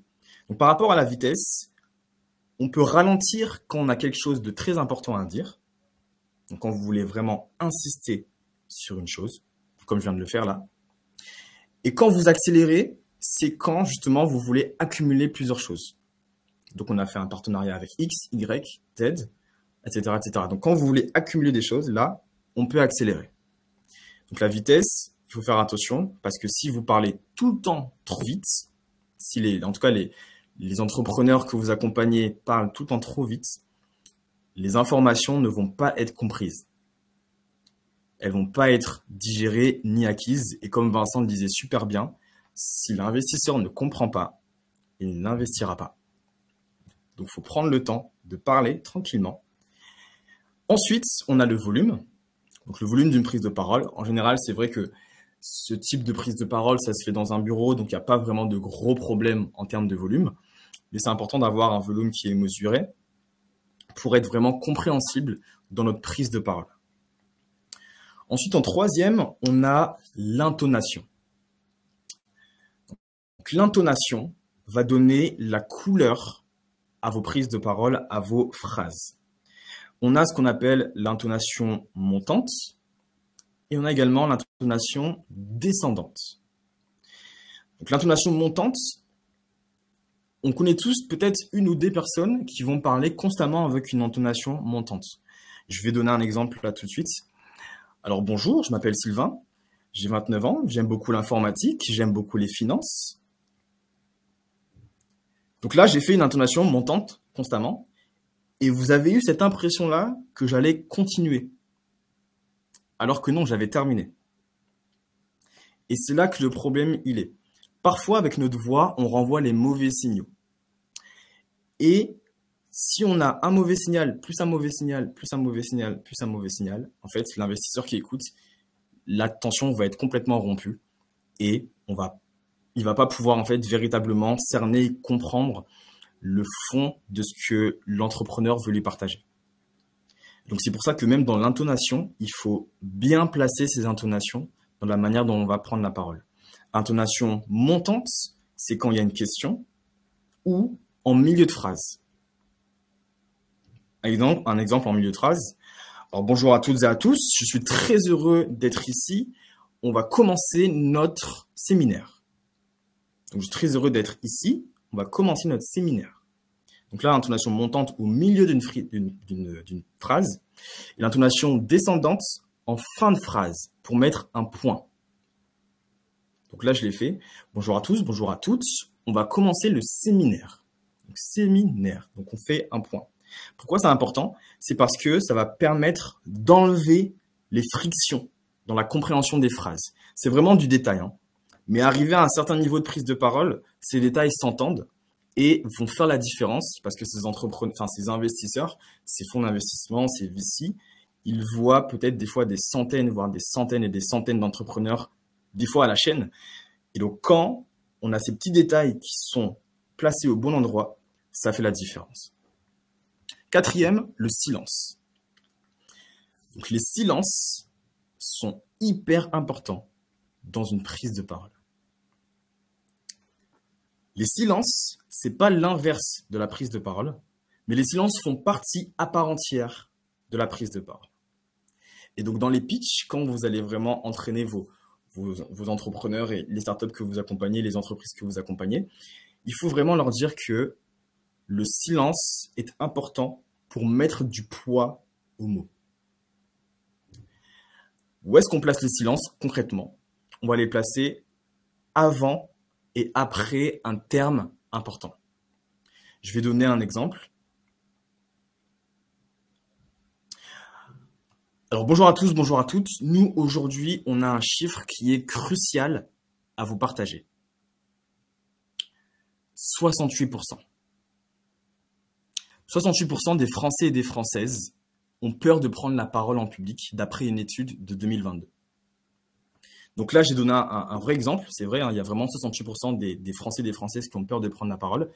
Et j'ai encadré le terme 68% par un silence avant et un silence après. Et donc là, ça va être important parce que dans le pitch, il y a des choses que vous voulez mettre en exergue, que vous voulez mettre en avant. Et donc, pour mettre en avant ces choses-là, dans la forme d'une prise de parole, il faut inclure des silences. Quand vous partagez peut-être le chiffre d'affaires, quand vous partagez la vision, l'ambition, c'est important de poser et de mettre des silences parce que ça va mettre en exergue le mot. Par rapport au silence également, quand l'investisseur écoute, quand une personne vous écoute, il y a le processus de mémorisation qui commence à se faire. Et donc, le fait de mettre des silences, ça aide tout simplement les gens à mémoriser ce que vous allez dire. Donc, si on veut faire un pitch qui est mémorable, il faut placer des silences.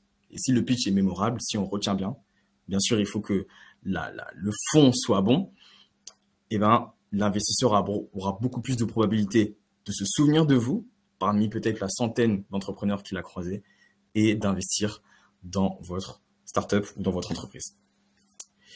Ensuite, en 5e, ce que j'ai appelé les filler words. Les filler words, donc en anglais, c'est les mots qui remplissent. C'est tous les a, les du coup, genre, tous ces petits mots qui sont un peu parasites dans les phrases, et surtout quand ils sont dits de façon longue et répétée. Ça pourra apparaître comme quelque chose comme ça. Alors, donc moi, je voudrais vous pitcher aujourd'hui. Donc, dans ma startup, nous avons commencé. En fait, là, si j'avais continué, ça allait être imbuvable. Plus vous faites des E longs, en fait, ça va accumuler une charge mentale dans le cerveau qui va faire qu'au bout d'un moment, la personne ne va plus écouter. Donc, c'est super important par rapport aux filler words de les réduire. C'est très difficile. Moi, ça m'a pris 15 ans. De les réduire et de les remplacer par des silences. Naturellement, ça va level up la prise de parole, ça va amplifier le pitch. Ça va le rendre beaucoup plus clair, beaucoup plus digeste. Donc, c'est super important de faire attention à ces petits filler words. Concrètement, il faut se filmer, il faut s'enregistrer pour pouvoir voir où est-ce qu'on les fait et de s'arrêter quand vous sentez que vous les faites et que vous allez en dire. Donc ça demande du travail, ça demande de la répétition, mais c'est possible. Et enfin, le dernier, le souffle. Le souffle, la respiration, qui dit pas de souffle, pas de voix. C'est super important de bien respirer quand vous prenez la parole. Pourquoi? Parce que ça va vraiment permettre de faire sortir une meilleure voix, beaucoup plus chaleureuse, et de moins vous fatiguer quand vous allez parler. Et donc, ces notions-là, ces différentes catégories-là, elles sont vraiment importantes parce que dans tout ça, c'est là qu'on va toucher à l'art de la prise de parole. Parce que c'est véritablement un art, l'art du pitch. Ça se travaille, comment je peux le dire? Ça demande de l'entraînement, mais c'est vraiment des choses qui vont amplifier la forme et qui vont permettre de mieux partager le pitch et d'avoir un pitch beaucoup plus convaincant et beaucoup plus percutant. Maintenant qu'on a vu le corps et qu'on a vu la voix, je vais vous parler du storytelling. Donc le storytelling qui fait clairement partie de la forme, qui fait clairement partie de l'art du pitch, il est vraiment important. Donc le fait de raconter des histoires. Les histoires connectent, les histoires engagent et les histoires persuadent. Dans votre pitch, il va être important d'inclure du storytelling. Pourquoi? Parce que, comme je viens de le dire, c'est ça qui connecte, qui engage et qui persuade. Un pitch qui n'a que des chiffres, qui n'a que des données, qui n'a que des faits, qui n'a que des statistiques, etc. En fait, comme il n'y a pas d'émotion, ça va paraître plat. Et donc, l'investisseur va moins retenir, en fait. Ce sera moins mémorable. Alors que si on place du storytelling, ça fait la différence, sachant que nos histoires sont uniques. Et donc là, je vais vous parler dans un premier temps de la neurobiologie du storytelling. Pourquoi, en fait, on est accro aux histoires? Il y a beaucoup d'études qui ont montré que quand on écoute une histoire, le cerveau est extrêmement actif. Et c'est dû principalement à plusieurs hormones. Donc quand on écoute une histoire, comparé à quand on écoute des faits, quand on écoute des statistiques et des données, le cerveau est beaucoup plus actif. Pourquoi? Principalement à cause de ces 4 hormones. 1, la dopamine, donc l'hormone du plaisir.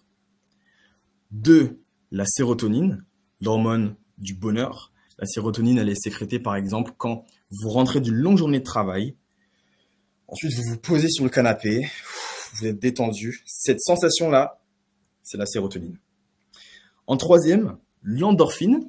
Donc endorphine, liée au terme morphine, c'est une hormone qui est anesthésiante. Elle est sécrétée quand on fait du sport, quand on rigole beaucoup. Donc c'est cette hormone-là qui est sécrétée.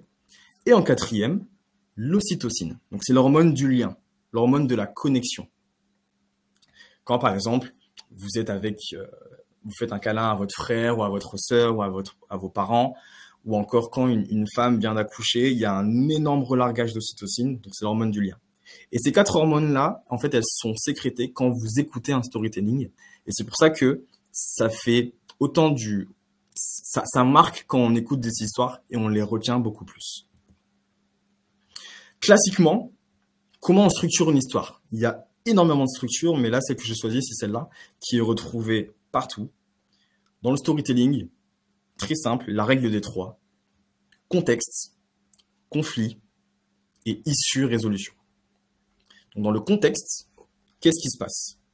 Donc, on peut prendre l'exemple de l'histoire d'un fondateur. OK, qu'est-ce qui se passait au début? Ensuite, donc, qu'est-ce qui se passait? Où est-ce qu'on est? Donc, en termes géographiques, en termes temporels également, donc le contexte. 2, le conflit. Donc, il y a un moment où il y a un petit problème. Et donc, l'idée, c'est quel est ce problème-là? Et en 3, l'issue, la résolution.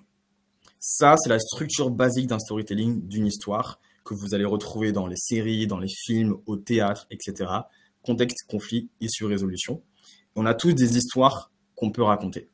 Mais maintenant, la question, c'est, dans le pitch, comment et où est-ce qu'on peut inclure du storytelling pour être beaucoup plus percutant et marquant dans notre prise de parole? 1, je l'ai dit tout à l'heure, on peut inclure l'histoire des fondateurs. Donc, pourquoi, comment ils se sont rencontrés, s'il y a plusieurs fondateurs, qui est-il, quelle est son histoire, d'où est-ce qu'il vient? Donc là, on peut placer du storytelling. 2, vous pouvez placer du storytelling pour mettre en perspective des chiffres. J'ai beaucoup aimé ce que Vincent a dit tout à l'heure. Il faut absolument connaître les chiffres. Ça, c'est crucial. Je suis vraiment 100% d'accord. Et là où je peux ajouter quelque chose par rapport à ça, c'est que les investisseurs on l'a tous, mais les investisseurs l'ont beaucoup plus, ont ce qu'on appelle un biais cognitif, qu'on appelle l'aversion au risque. Et donc, un risque va avoir une plus grande activation qu'un bénéfice. Ce qui fait que si les chiffres ne sont pas bien maîtrisés, ça va augmenter l'aversion au risque et donc la probabilité de ne pas investir. Et donc, c'est pour ça que c'est super important de connaître par cœur ces chiffres. Et donc, j'ai noté mise en perspective des chiffres, c'est-à-dire que on peut inclure ces chiffres-là dans une histoire. Je vais vous donner un exemple concret. C'est lié même au numéro 3. Donc, mettre ces chiffres en perspective, ça ressemblerait à quoi? Au lieu de dire, cette année, nous avons fait 86 millions de chiffres d'affaires. Au lieu de dire ça, on va plutôt dire, Gisèle, 41 ans, vit à Paris dans un appartement avec 2 enfants. Elle voulait envoyer 50 € en instantané à sa belle-fille, mais elle n'a pas réussi à trouver une application pour pouvoir le faire. Et elle s'est souvenue que son fils lui avait parlé de l'application Revolut, où on peut faire un compte assez rapidement, en 5 minutes. Et donc elle s'est souvenue de ça et a pris son téléphone, elle a téléchargé l'application Revolut et elle a pu faire un virement à sa belle-fille. Et donc Gisèle fait partie de nos 10 millions de clients qui ont pu nous obtenir 86 millions de chiffre d'affaires en 2023. Le fait de faire ça, donc là on a inclus du storytelling, on a mis en perspective le chiffre, donc ça l'a rendu vivant. Ça permet d'appuyer le chiffre, mais surtout de le rendre réel et de lui donner vie. Et ça permet également de mieux retenir. Parce que là, du coup, on retient Gisèle, on retient qu'elle habite à Paris, etc. Et donc, naturellement, on va mieux retenir cette histoire-là. On n'est pas obligé de mettre en perspective tous les chiffres, sinon on ne finira pas. Mais les chiffres importants, les chiffres pertinents, les chiffres sur lesquels on veut vraiment insister, ça peut être intéressant de mettre en perspective et de trouver une petite histoire qu'on peut lier avec ce chiffre-là. Ensuite, en 3, l'histoire des clients ou des partenaires.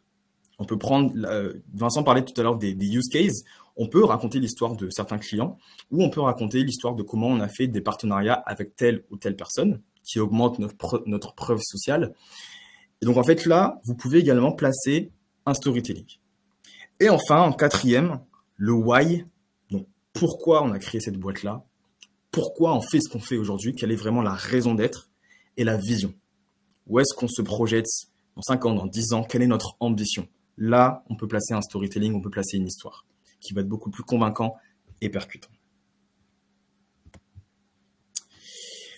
Enfin, en dernière partie, je vais tout simplement vous parler de comprendre le cerveau pour mieux pitcher. Et donc, je vais vous parler de 2 principes au niveau du cerveau qui vont aider à mieux placer la forme et amplifier en fait le pitch par rapport à vos prises de parole. Premier principe, le cerveau fonctionne en association. Le cerveau fonctionne en association. Donc là, vous avez un schéma du cerveau. Je ne vais pas détailler sur toutes les parties parce que ça prendrait des heures et des heures. Mais le principe que je veux que vous compreniez, que vous pourrez transmettre à vos startups, c'est que le cerveau fonctionne en association. Et donc, on a par exemple le lobe frontal, le lobe pariétal. On a des endroits qui sont responsables de la vision, de la visualisation et également par exemple, de l'organisation, de la mémoire, de l'audition, etc. Et donc, en fait, toutes ces parties, elles vont travailler ensemble pour retenir une information et pour prendre une décision. Pourquoi ce principe est important à comprendre?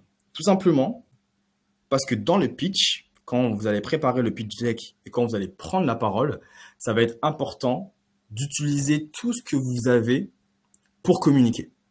Utiliser la voix, donc l'intonation, les silences, les pauses, le volume.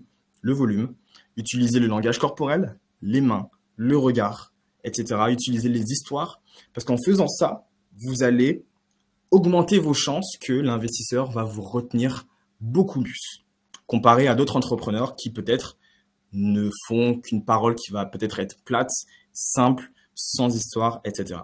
Donc, en fait, en comprenant ce principe que le cerveau fonctionne en association, vous allez pouvoir utiliser tout ce que vous avez entre les mains pour communiquer et pour pitcher votre entreprise. Ça, c'était le premier principe. Et le dernier principe, le deuxième, c'est la mémoire musculaire. Le conseil qu'on donne souvent aux entrepreneurs pour améliorer leur pitch, c'est de répéter, de s'entraîner, de répéter, de s'entraîner et de répéter constamment. Mais ça a une raison neurobiologique qui est la mémoire musculaire. Plus on pitch, plus on est bon dans le pitch. Pourquoi? C'est parce que prendre la parole, ça nécessite des muscles. Ça nécessite le regard, le visage, l'utilisation des mains, l'utilisation des membres. Ça nécessite la voix. Donc, on a des cordes vocales. Et donc, les cordes vocales, c'est des muscles. Et donc, qui dit muscle, dit également mémoire musculaire. Et donc, l'idée, c'est que plus vous vous entraînez, au début, vous devez réfléchir. Ah oui, il faut que je place mes mains. Ah oui, il faut que je regarde. Ah oui, il faut que je fasse des histoires. Au début, c'est conscient. Mais au bout d'un moment, plus vous faites le pitch, plus vous vous entraînez dans le pitch, plus vous allez faire passer l'information de la partie consciente à la partie réflexe. C'est-à-dire qu'au début, peut-être que ça va être difficile d'enlever les E, de faire des silences, d'utiliser les mains, de regarder la personne dans les yeux, de raconter des histoires, donc de prendre en compte toutes ces choses-là. Au début, c'est difficile. Mais plus vous le faites, plus le cerveau va interpréter qu'il faut retenir tous ces réflexes-là et il va le stocker dans la partie réflexe. Donc là, c'est vraiment très, très synthétique, mais c'est vraiment le principe de la mémoire musculaire qui est important à retenir. Et donc, le conseil que je donne toujours, qui va être important également pour vos startups, exposons-nous le plus souvent à la prise de parole. Il faut pitcher tous les jours, parce que c'est comme ça que vous allez développer des réflexes et être beaucoup plus concentré sur le fond de la prise de parole, sur les KPI, sur les choses à retenir, sur le ROI, etc., etc. Donc, c'est vraiment important, ces deux principes-là. Le cerveau fonctionne en association, donc il faut mettre en œuvre le maximum de choses pour communiquer, pour avoir une meilleure forme de pitch. Et deux, la mémoire musculaire, donc important de répéter, de s'exposer souvent à de la prise de parole. Et donc, pour conclure, pour terminer, comme ça, je pourrais aller voir le chat parce que je vois pas le chat, je verrai s'il y a des questions. Le pitch, c'est un art. Et c'est ce que dit le titre, justement, de cette session, maîtriser l'art du pitch. Et comme tout art, ça demande de l'entraînement, ça demande de la répétition, ça demande de la créativité également. Et c'est pour ça que j'ai parlé des différentes composantes, donc les différentes composantes de la voix, les différentes composantes du langage corporel, les histoires. Et en fait, l'idée, c'est d'utiliser tout ça pour créer une expérience mémorable, pour créer en fait votre propre mélodie. Le fait de prendre ça de cette manière-là, naturellement, en fait, vos startups vont level up et sortir en fait du lot et arriver à mieux convaincre parce que c'est clair que c'est beaucoup plus convaincant quand on a un pitch qui est mémorable, où il y a des histoires, où il y a des choses qui sont pertinentes, où il y a vraiment des chiffres, mais ils sont mis en perspective, on regarde la personne dans les yeux, on fait des pauses, c'est beaucoup plus convaincant, comparé à une forme qui va être complètement plate, sans histoire, sans regard dans les yeux, sans forme. Là, voyez-le comme un art et c'est quelque chose qui va changer votre perspective, qui va permettre de mieux communiquer au niveau de la forme. Donc voilà, j'ai fait vraiment cet effort de condenser, de vous donner les informations les plus pertinentes dans les vingtaines d'heures que je fais par rapport à tous ces concepts. Et je sais que ça va pouvoir vous aider à level up. Et donc là, je vais arrêter le partage. Donc voilà, merci à vous tous. Donc si vous avez des questions, c'est le moment. Et je vais repartir. Merci beaucoup, Sylvain. Effectivement, il y a beaucoup de questions dans le chat, donc je te laisse les regarder et y répondre. Ça marche, super. Ok, c'est parti. Ah oui, ouais, en effet. Hop. Ouais, c'est ça, je voyais pas les questions en direct. Alors, Stéphanie, l'entraînement en situation permet-il de bien gérer le stress? Comment le faire avec nos entrepreneurs? Alors oui, l'entraînement en situation permet de bien gérer le stress, exactement. Alors, pour répondre à ta question, moi, concrètement, comment je fais pour entraîner mes entrepreneurs à pitcher pour leur levée de fonds? Tout simplement, j'invite des investisseurs. Donc, j'invite des vrais investisseurs. On fait une réunion. Des fois, c'est un visio, des fois, c'est une réunion en présentiel. Et ils pitchent leur projet devant de vrais investisseurs. Et ces investisseurs-là leur font des feedbacks. Donc là, c'est les conditions les plus réelles possibles. Et donc moi, c'est ce que je fais. Et donc si peut-être dans ton réseau, tu connais des personnes qui sont investisseurs, l'idée, c'est de les inviter et de le mettre justement dans ces situations réelles-là. Parce qu'en effet, plus tu es dans des conditions réelles, mieux tu vas réussir à te préparer en vue justement de ces pitchs de levée de fonds. Et donc en effet, l'entraînement en situation permet de mieux gérer le stress parce que comme tu es dans la situation, en fait, ton cerveau va commencer à créer des... Comment on appelle ça? Il va créer ce qu'on appelle un peu des raisons pour se dire que, ah ok, bon, c'est pas si difficile que ça en fait. Donc, j'ai déjà fait face à la situation. Donc, si j'y refais face, j'ai déjà quelques clés qui vont pouvoir m'aider à mieux pitcher. Donc, en effet, ça permet de mieux gérer le stress. Et comment le faire avec les entrepreneurs? Donc, j'ai répondu, donc inviter des personnes, en effet, ça va pouvoir aider. Ensuite, Stéphanie, toujours, comment mieux faire en visio car le langage corporel est moins perceptible? Oui, clairement. Là, je suis coupé, on voit à peine mes mains, le langage est moins perceptible. En visio, l'idéal, c'est au mieux d'utiliser tout ce que tu as. Donc, si tu ne peux pas utiliser, par exemple, l'occupation de l'espace, tu vas utiliser tes mains, tu vas utiliser ton visage. Et par rapport au regard, c'est beaucoup plus difficile parce que tu peux pas, c'est compliqué de regarder dans les yeux en visio. Parce que là, par exemple, tu n'as pas l'impression que je te regarde dans les yeux. Là, je regarde tout simplement mon écran. Et en général, c'est ce que les gens font. On regarde notre écran parce qu'on regarde si on est beau, etc., si ça va bien. Mais ce que je dis, parce que quelqu'un m'a demandé comment on arrive à regarder dans les yeux en visio, en fait, il faut regarder la caméra. Là, ça donne l'effet que je vous regarde dans les yeux. Et donc, l'idée, c'est de faire ça. Bon, ça fait pas le même effet parce qu'on a moins d'activation au niveau du cerveau. Là, c'est beaucoup plus en présentiel hein, de regarder dans les yeux. Mais voilà, si tu veux avoir cet effet-là de regarder dans les yeux, il faut regarder au niveau des caméras. Donc, à quoi soit-on faire attention lors du pitch dans le contexte visio? À quoi doit-on faire, je pense, ouais. À quoi doit-on faire attention lors du pitch dans ce contexte visio? Alors, ce à quoi il faut faire attention, c'est d'essayer au maximum de reproduire, on va dire, des conditions du réel. Dans le sens où, souvent, en visio, on va avoir tendance à ne pas forcément utiliser nos mains et à parler comme ça. Mais l'idée, en fait, c'est de faire comme si tu étais, en fait, en présentiel avec la personne. Pour moi, c'est vraiment ce à quoi il faut faire attention pour vraiment recréer un peu ce contexte, cet environnement-là où le pitch est beaucoup plus naturel. Donc, pour moi, c'est ça, il faut faire attention à ça. Et après, dans le contexte, donc je pense que c'est par rapport au langage corporel, corrige-moi si c'est pas ça, hein. À quoi il faut faire attention? Bah, faut faire attention à tout ce qu'on voit. Donc, le visage, les mains, le regard également. Parce que, par exemple, ça va se voir si on lit un texte. Si on regarde le téléphone comme ça va se voir. Donc, le regard également, c'est des choses auxquelles il faut faire attention.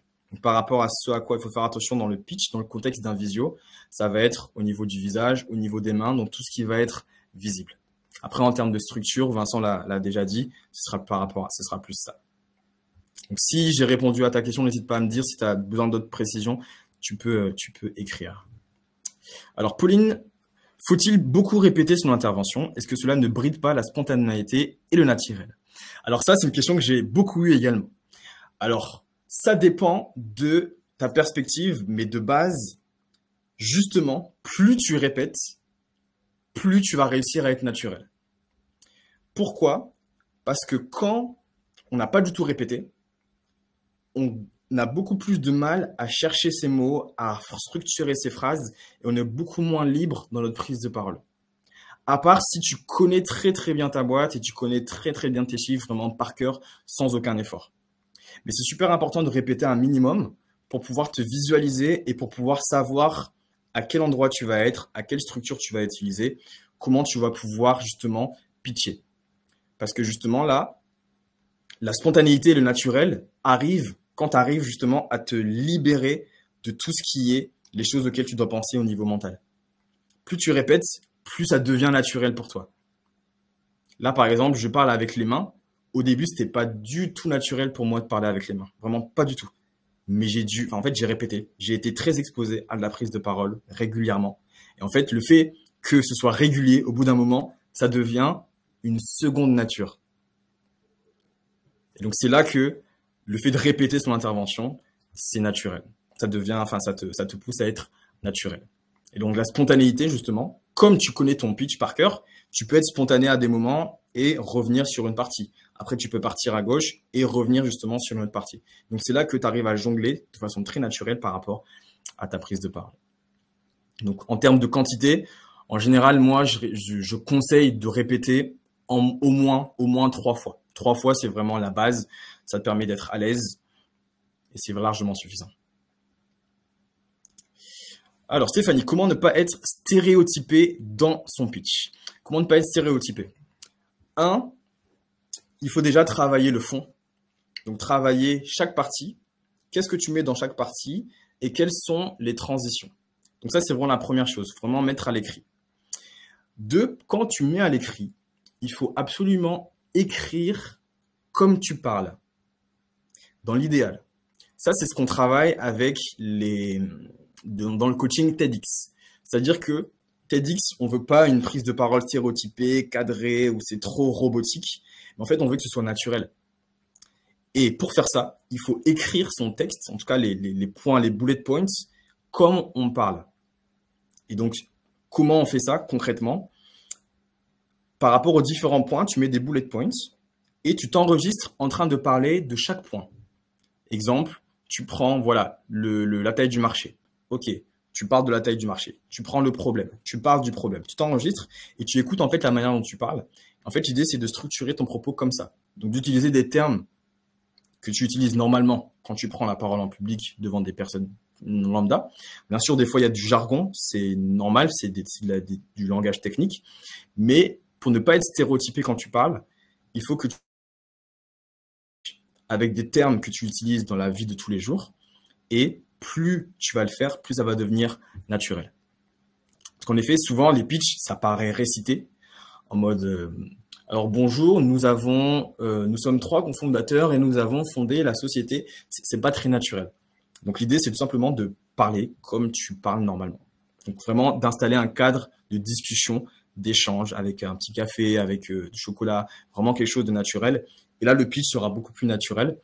Et c'est là où tu vas toucher à ce qu'on appelle le ton conversationnel. Quelqu'un qui pitch par cœur, c'est moins naturel. Mais quand on a un ton conversationnel, c'est comme si en fait on se retrouvait dans un dialogue. Et quand tu arrives à toucher à ce ton-là, ça crée un peu la différence. Pourquoi? Parce que le cerveau a besoin d'être dans un cadre qu'il connaît. Donc en l'occurrence le dialogue. Et la prise de parole qui est la plus répandue sur Terre, c'est une conversation. Et donc, quand tu arrives à recréer une conversation plutôt qu'un récit devant un investisseur, là, c'est beaucoup mieux. Même pour l'investisseur, c'est beaucoup plus agréable. Donc voilà pour répondre à ton autre question, Stéphanie, de comment ne pas être stéréotypé dans ton pitch. Ensuite, Ça, j'avais déjà vu. Anne-Cécile. Alors, selon moi, peut-on changer sa façon de s'exprimer uniquement en jouant un rôle au moment du pitch ou nécessairement cela implique un changement fondamental dans notre façon de nous exprimer, donc vie personnelle également, et potentiellement perte de spontanéité pour certaines personnes. Pour certains, la difficulté sera aussi de maintenir la prestation sur la durée du pitch ou de ne pas être comme un mauvais acteur. Merci pour cette présentation super intéressante. Alors là, c'est très très intéressant, très longue question.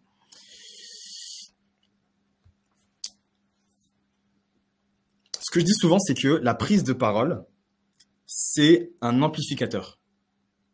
La prise de parole, c'est un outil. Et ça amplifie tout simplement qui on est. Et moi, souvent, avec les entrepreneurs, je fais ce travail-là. Il faut d'abord que, avant de travailler vraiment sa prise de parole et tout, c'est de travailler son identité, qui on est. De là va découler les valeurs. Et de là va découler la vision. Ces trois-là, ce triptyque-là, il est super crucial. Ça va vraiment fonder sa prise de parole. Et les techniques de prise de parole, donc les techniques de pitch, etc., la façon de s'exprimer, ça va tout simplement amplifier qui on est à l'intérieur. Et donc, en effet, il y a deux tableaux. C'est soit tu apprends à pitcher, donc tu joues un rôle, mais du coup, tu n'es pas véritablement toi. Et en fait, à la longue, tu prends un rôle que tu n'as pas. C'est-à-dire que, par exemple, pour certaines personnes, c'est pas forcément naturel d'utiliser les mains. C'est pas naturel de regarder dans les yeux. C'est pas naturel peut-être des fois de raconter des histoires. Et en fait, l'idée, c'est tout simplement, tu as l'outil entre tes mains, mais il faut te l'approprier. Donc, tout simplement, te l'approprier et faire avec ton caractère à toi, comment tu peux amplifier telle ou telle partie. Donc, c'est vrai que c'est un peu compliqué, mais en effet, pour moi, il faut en tout cas, pour tenir sur le long terme, il faut un changement fondamental dans son identité et dans enfin, pas sa personnalité, mais dans, on va dire, la manière dont on perçoit la prise de parole. Parce que souvent, en fait, on est peut-être bloqué par des choses, voilà, le fait qu'on soit timide, le fait qu'on a peur, etc. Ce qui fait que c'est pas naturel pour nous de prendre la parole. Mais quand on change la perspective sur la prise de parole, c'est une opportunité, c'est un challenge, et ben, ça va changer également notre manière d'être. Et naturellement, en fait, on va être beaucoup plus à l'aise. Parce qu'il y a des gens, quand ils parlent à des investisseurs, ils sont stressés. Mais quand ils vont parler à des amis, naturellement, ils vont parler super bien, ils vont utiliser leurs mains, ils vont utiliser leurs yeux. Pourtant, c'est la même personne. Et l'idée, c'est de retrouver cette perspective-là, de faire comme si tu parlais à un ami. Et là, tu vas réussir à parler naturellement. Sans avoir le côté acting, mais le côté vraiment naturel. Yes. Alors, ensuite, Stéphanie, merci, ce sont de beaux conseils. Avec plaisir. Ensuite, René, certains de nos interlocuteurs ont une voix qui n'est pas très audible, faible, aiguë. Que faire? Trouver un autre membre de l'équipe. Trouver un autre membre, ouais. Mais par rapport à ta question, donc le fait d'avoir une voix faible, aiguë, c'est une question de regard de l'autre. Je travaille aussi beaucoup sur la peur du regard de l'autre. En fait, les gens qui ont une voix faible, je prends le premier cas, une voix faible, ils ont peur du regard que les gens vont avoir sur leur voix.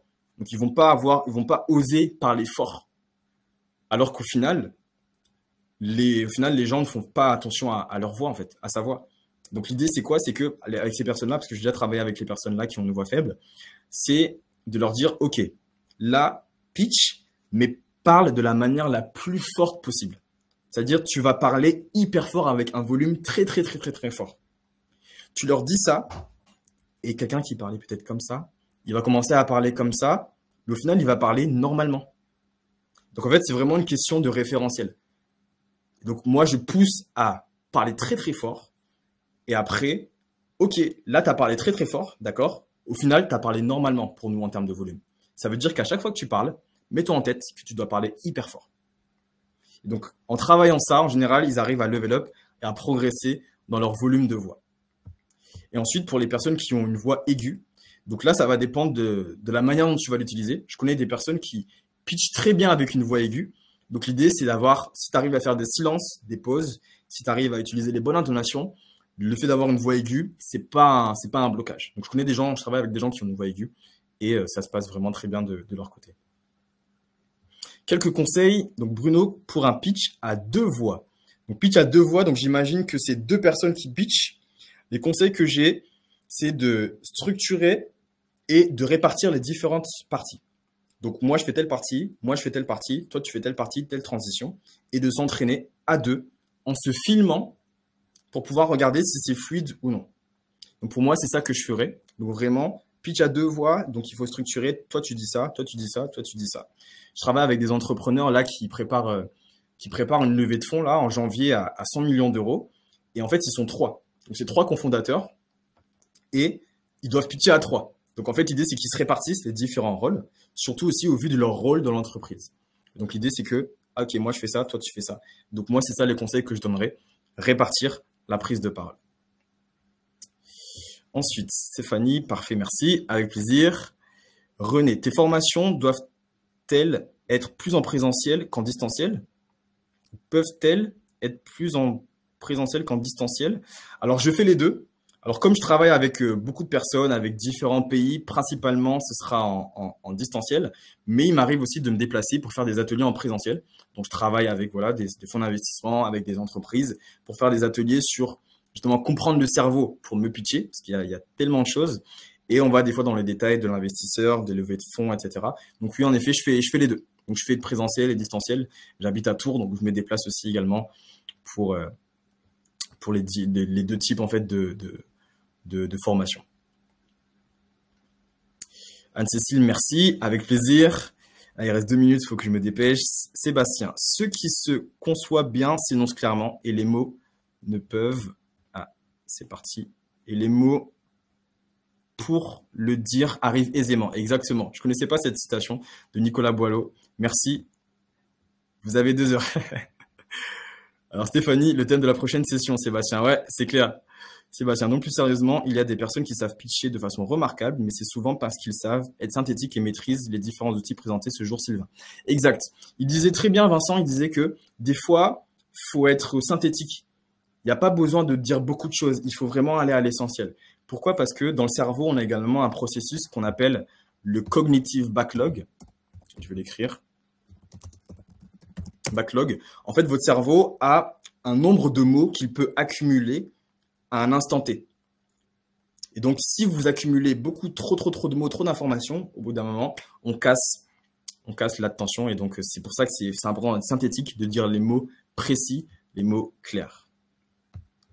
Alors, est-ce qu'il y a d'autres choses? Je dois basculer dans une autre visio. Quand on parle plus fort, est-ce qu'on parle plus lentement? Non, pas forcément. Volume et vitesse, c'est différent. Je dois basculer dans une autre. Merci pour cet intervenant brillant. Pour nous, dans la vie, faire un document. Yes, Stéphanie, avec plaisir. Je pense que c'est toutes les questions. Merci beaucoup Sylvain, visiblement tu as suscité beaucoup d'intérêt, tout comme Vincent d'ailleurs. Merci beaucoup à tous les deux. De toute manière, la présentation, on va vous l'envoyer, Pauline va vous l'envoyer en suivant. On vous donnera également les coordonnées de Sylvain et de Vincent. Et si vous avez des questions, transmettez-les à Pauline ou envoyez-les moi directement et je leur enverrai. Merci beaucoup Sylvain, merci beaucoup Vincent et merci à tous. Bonne journée. Bonne journée, avec plaisir.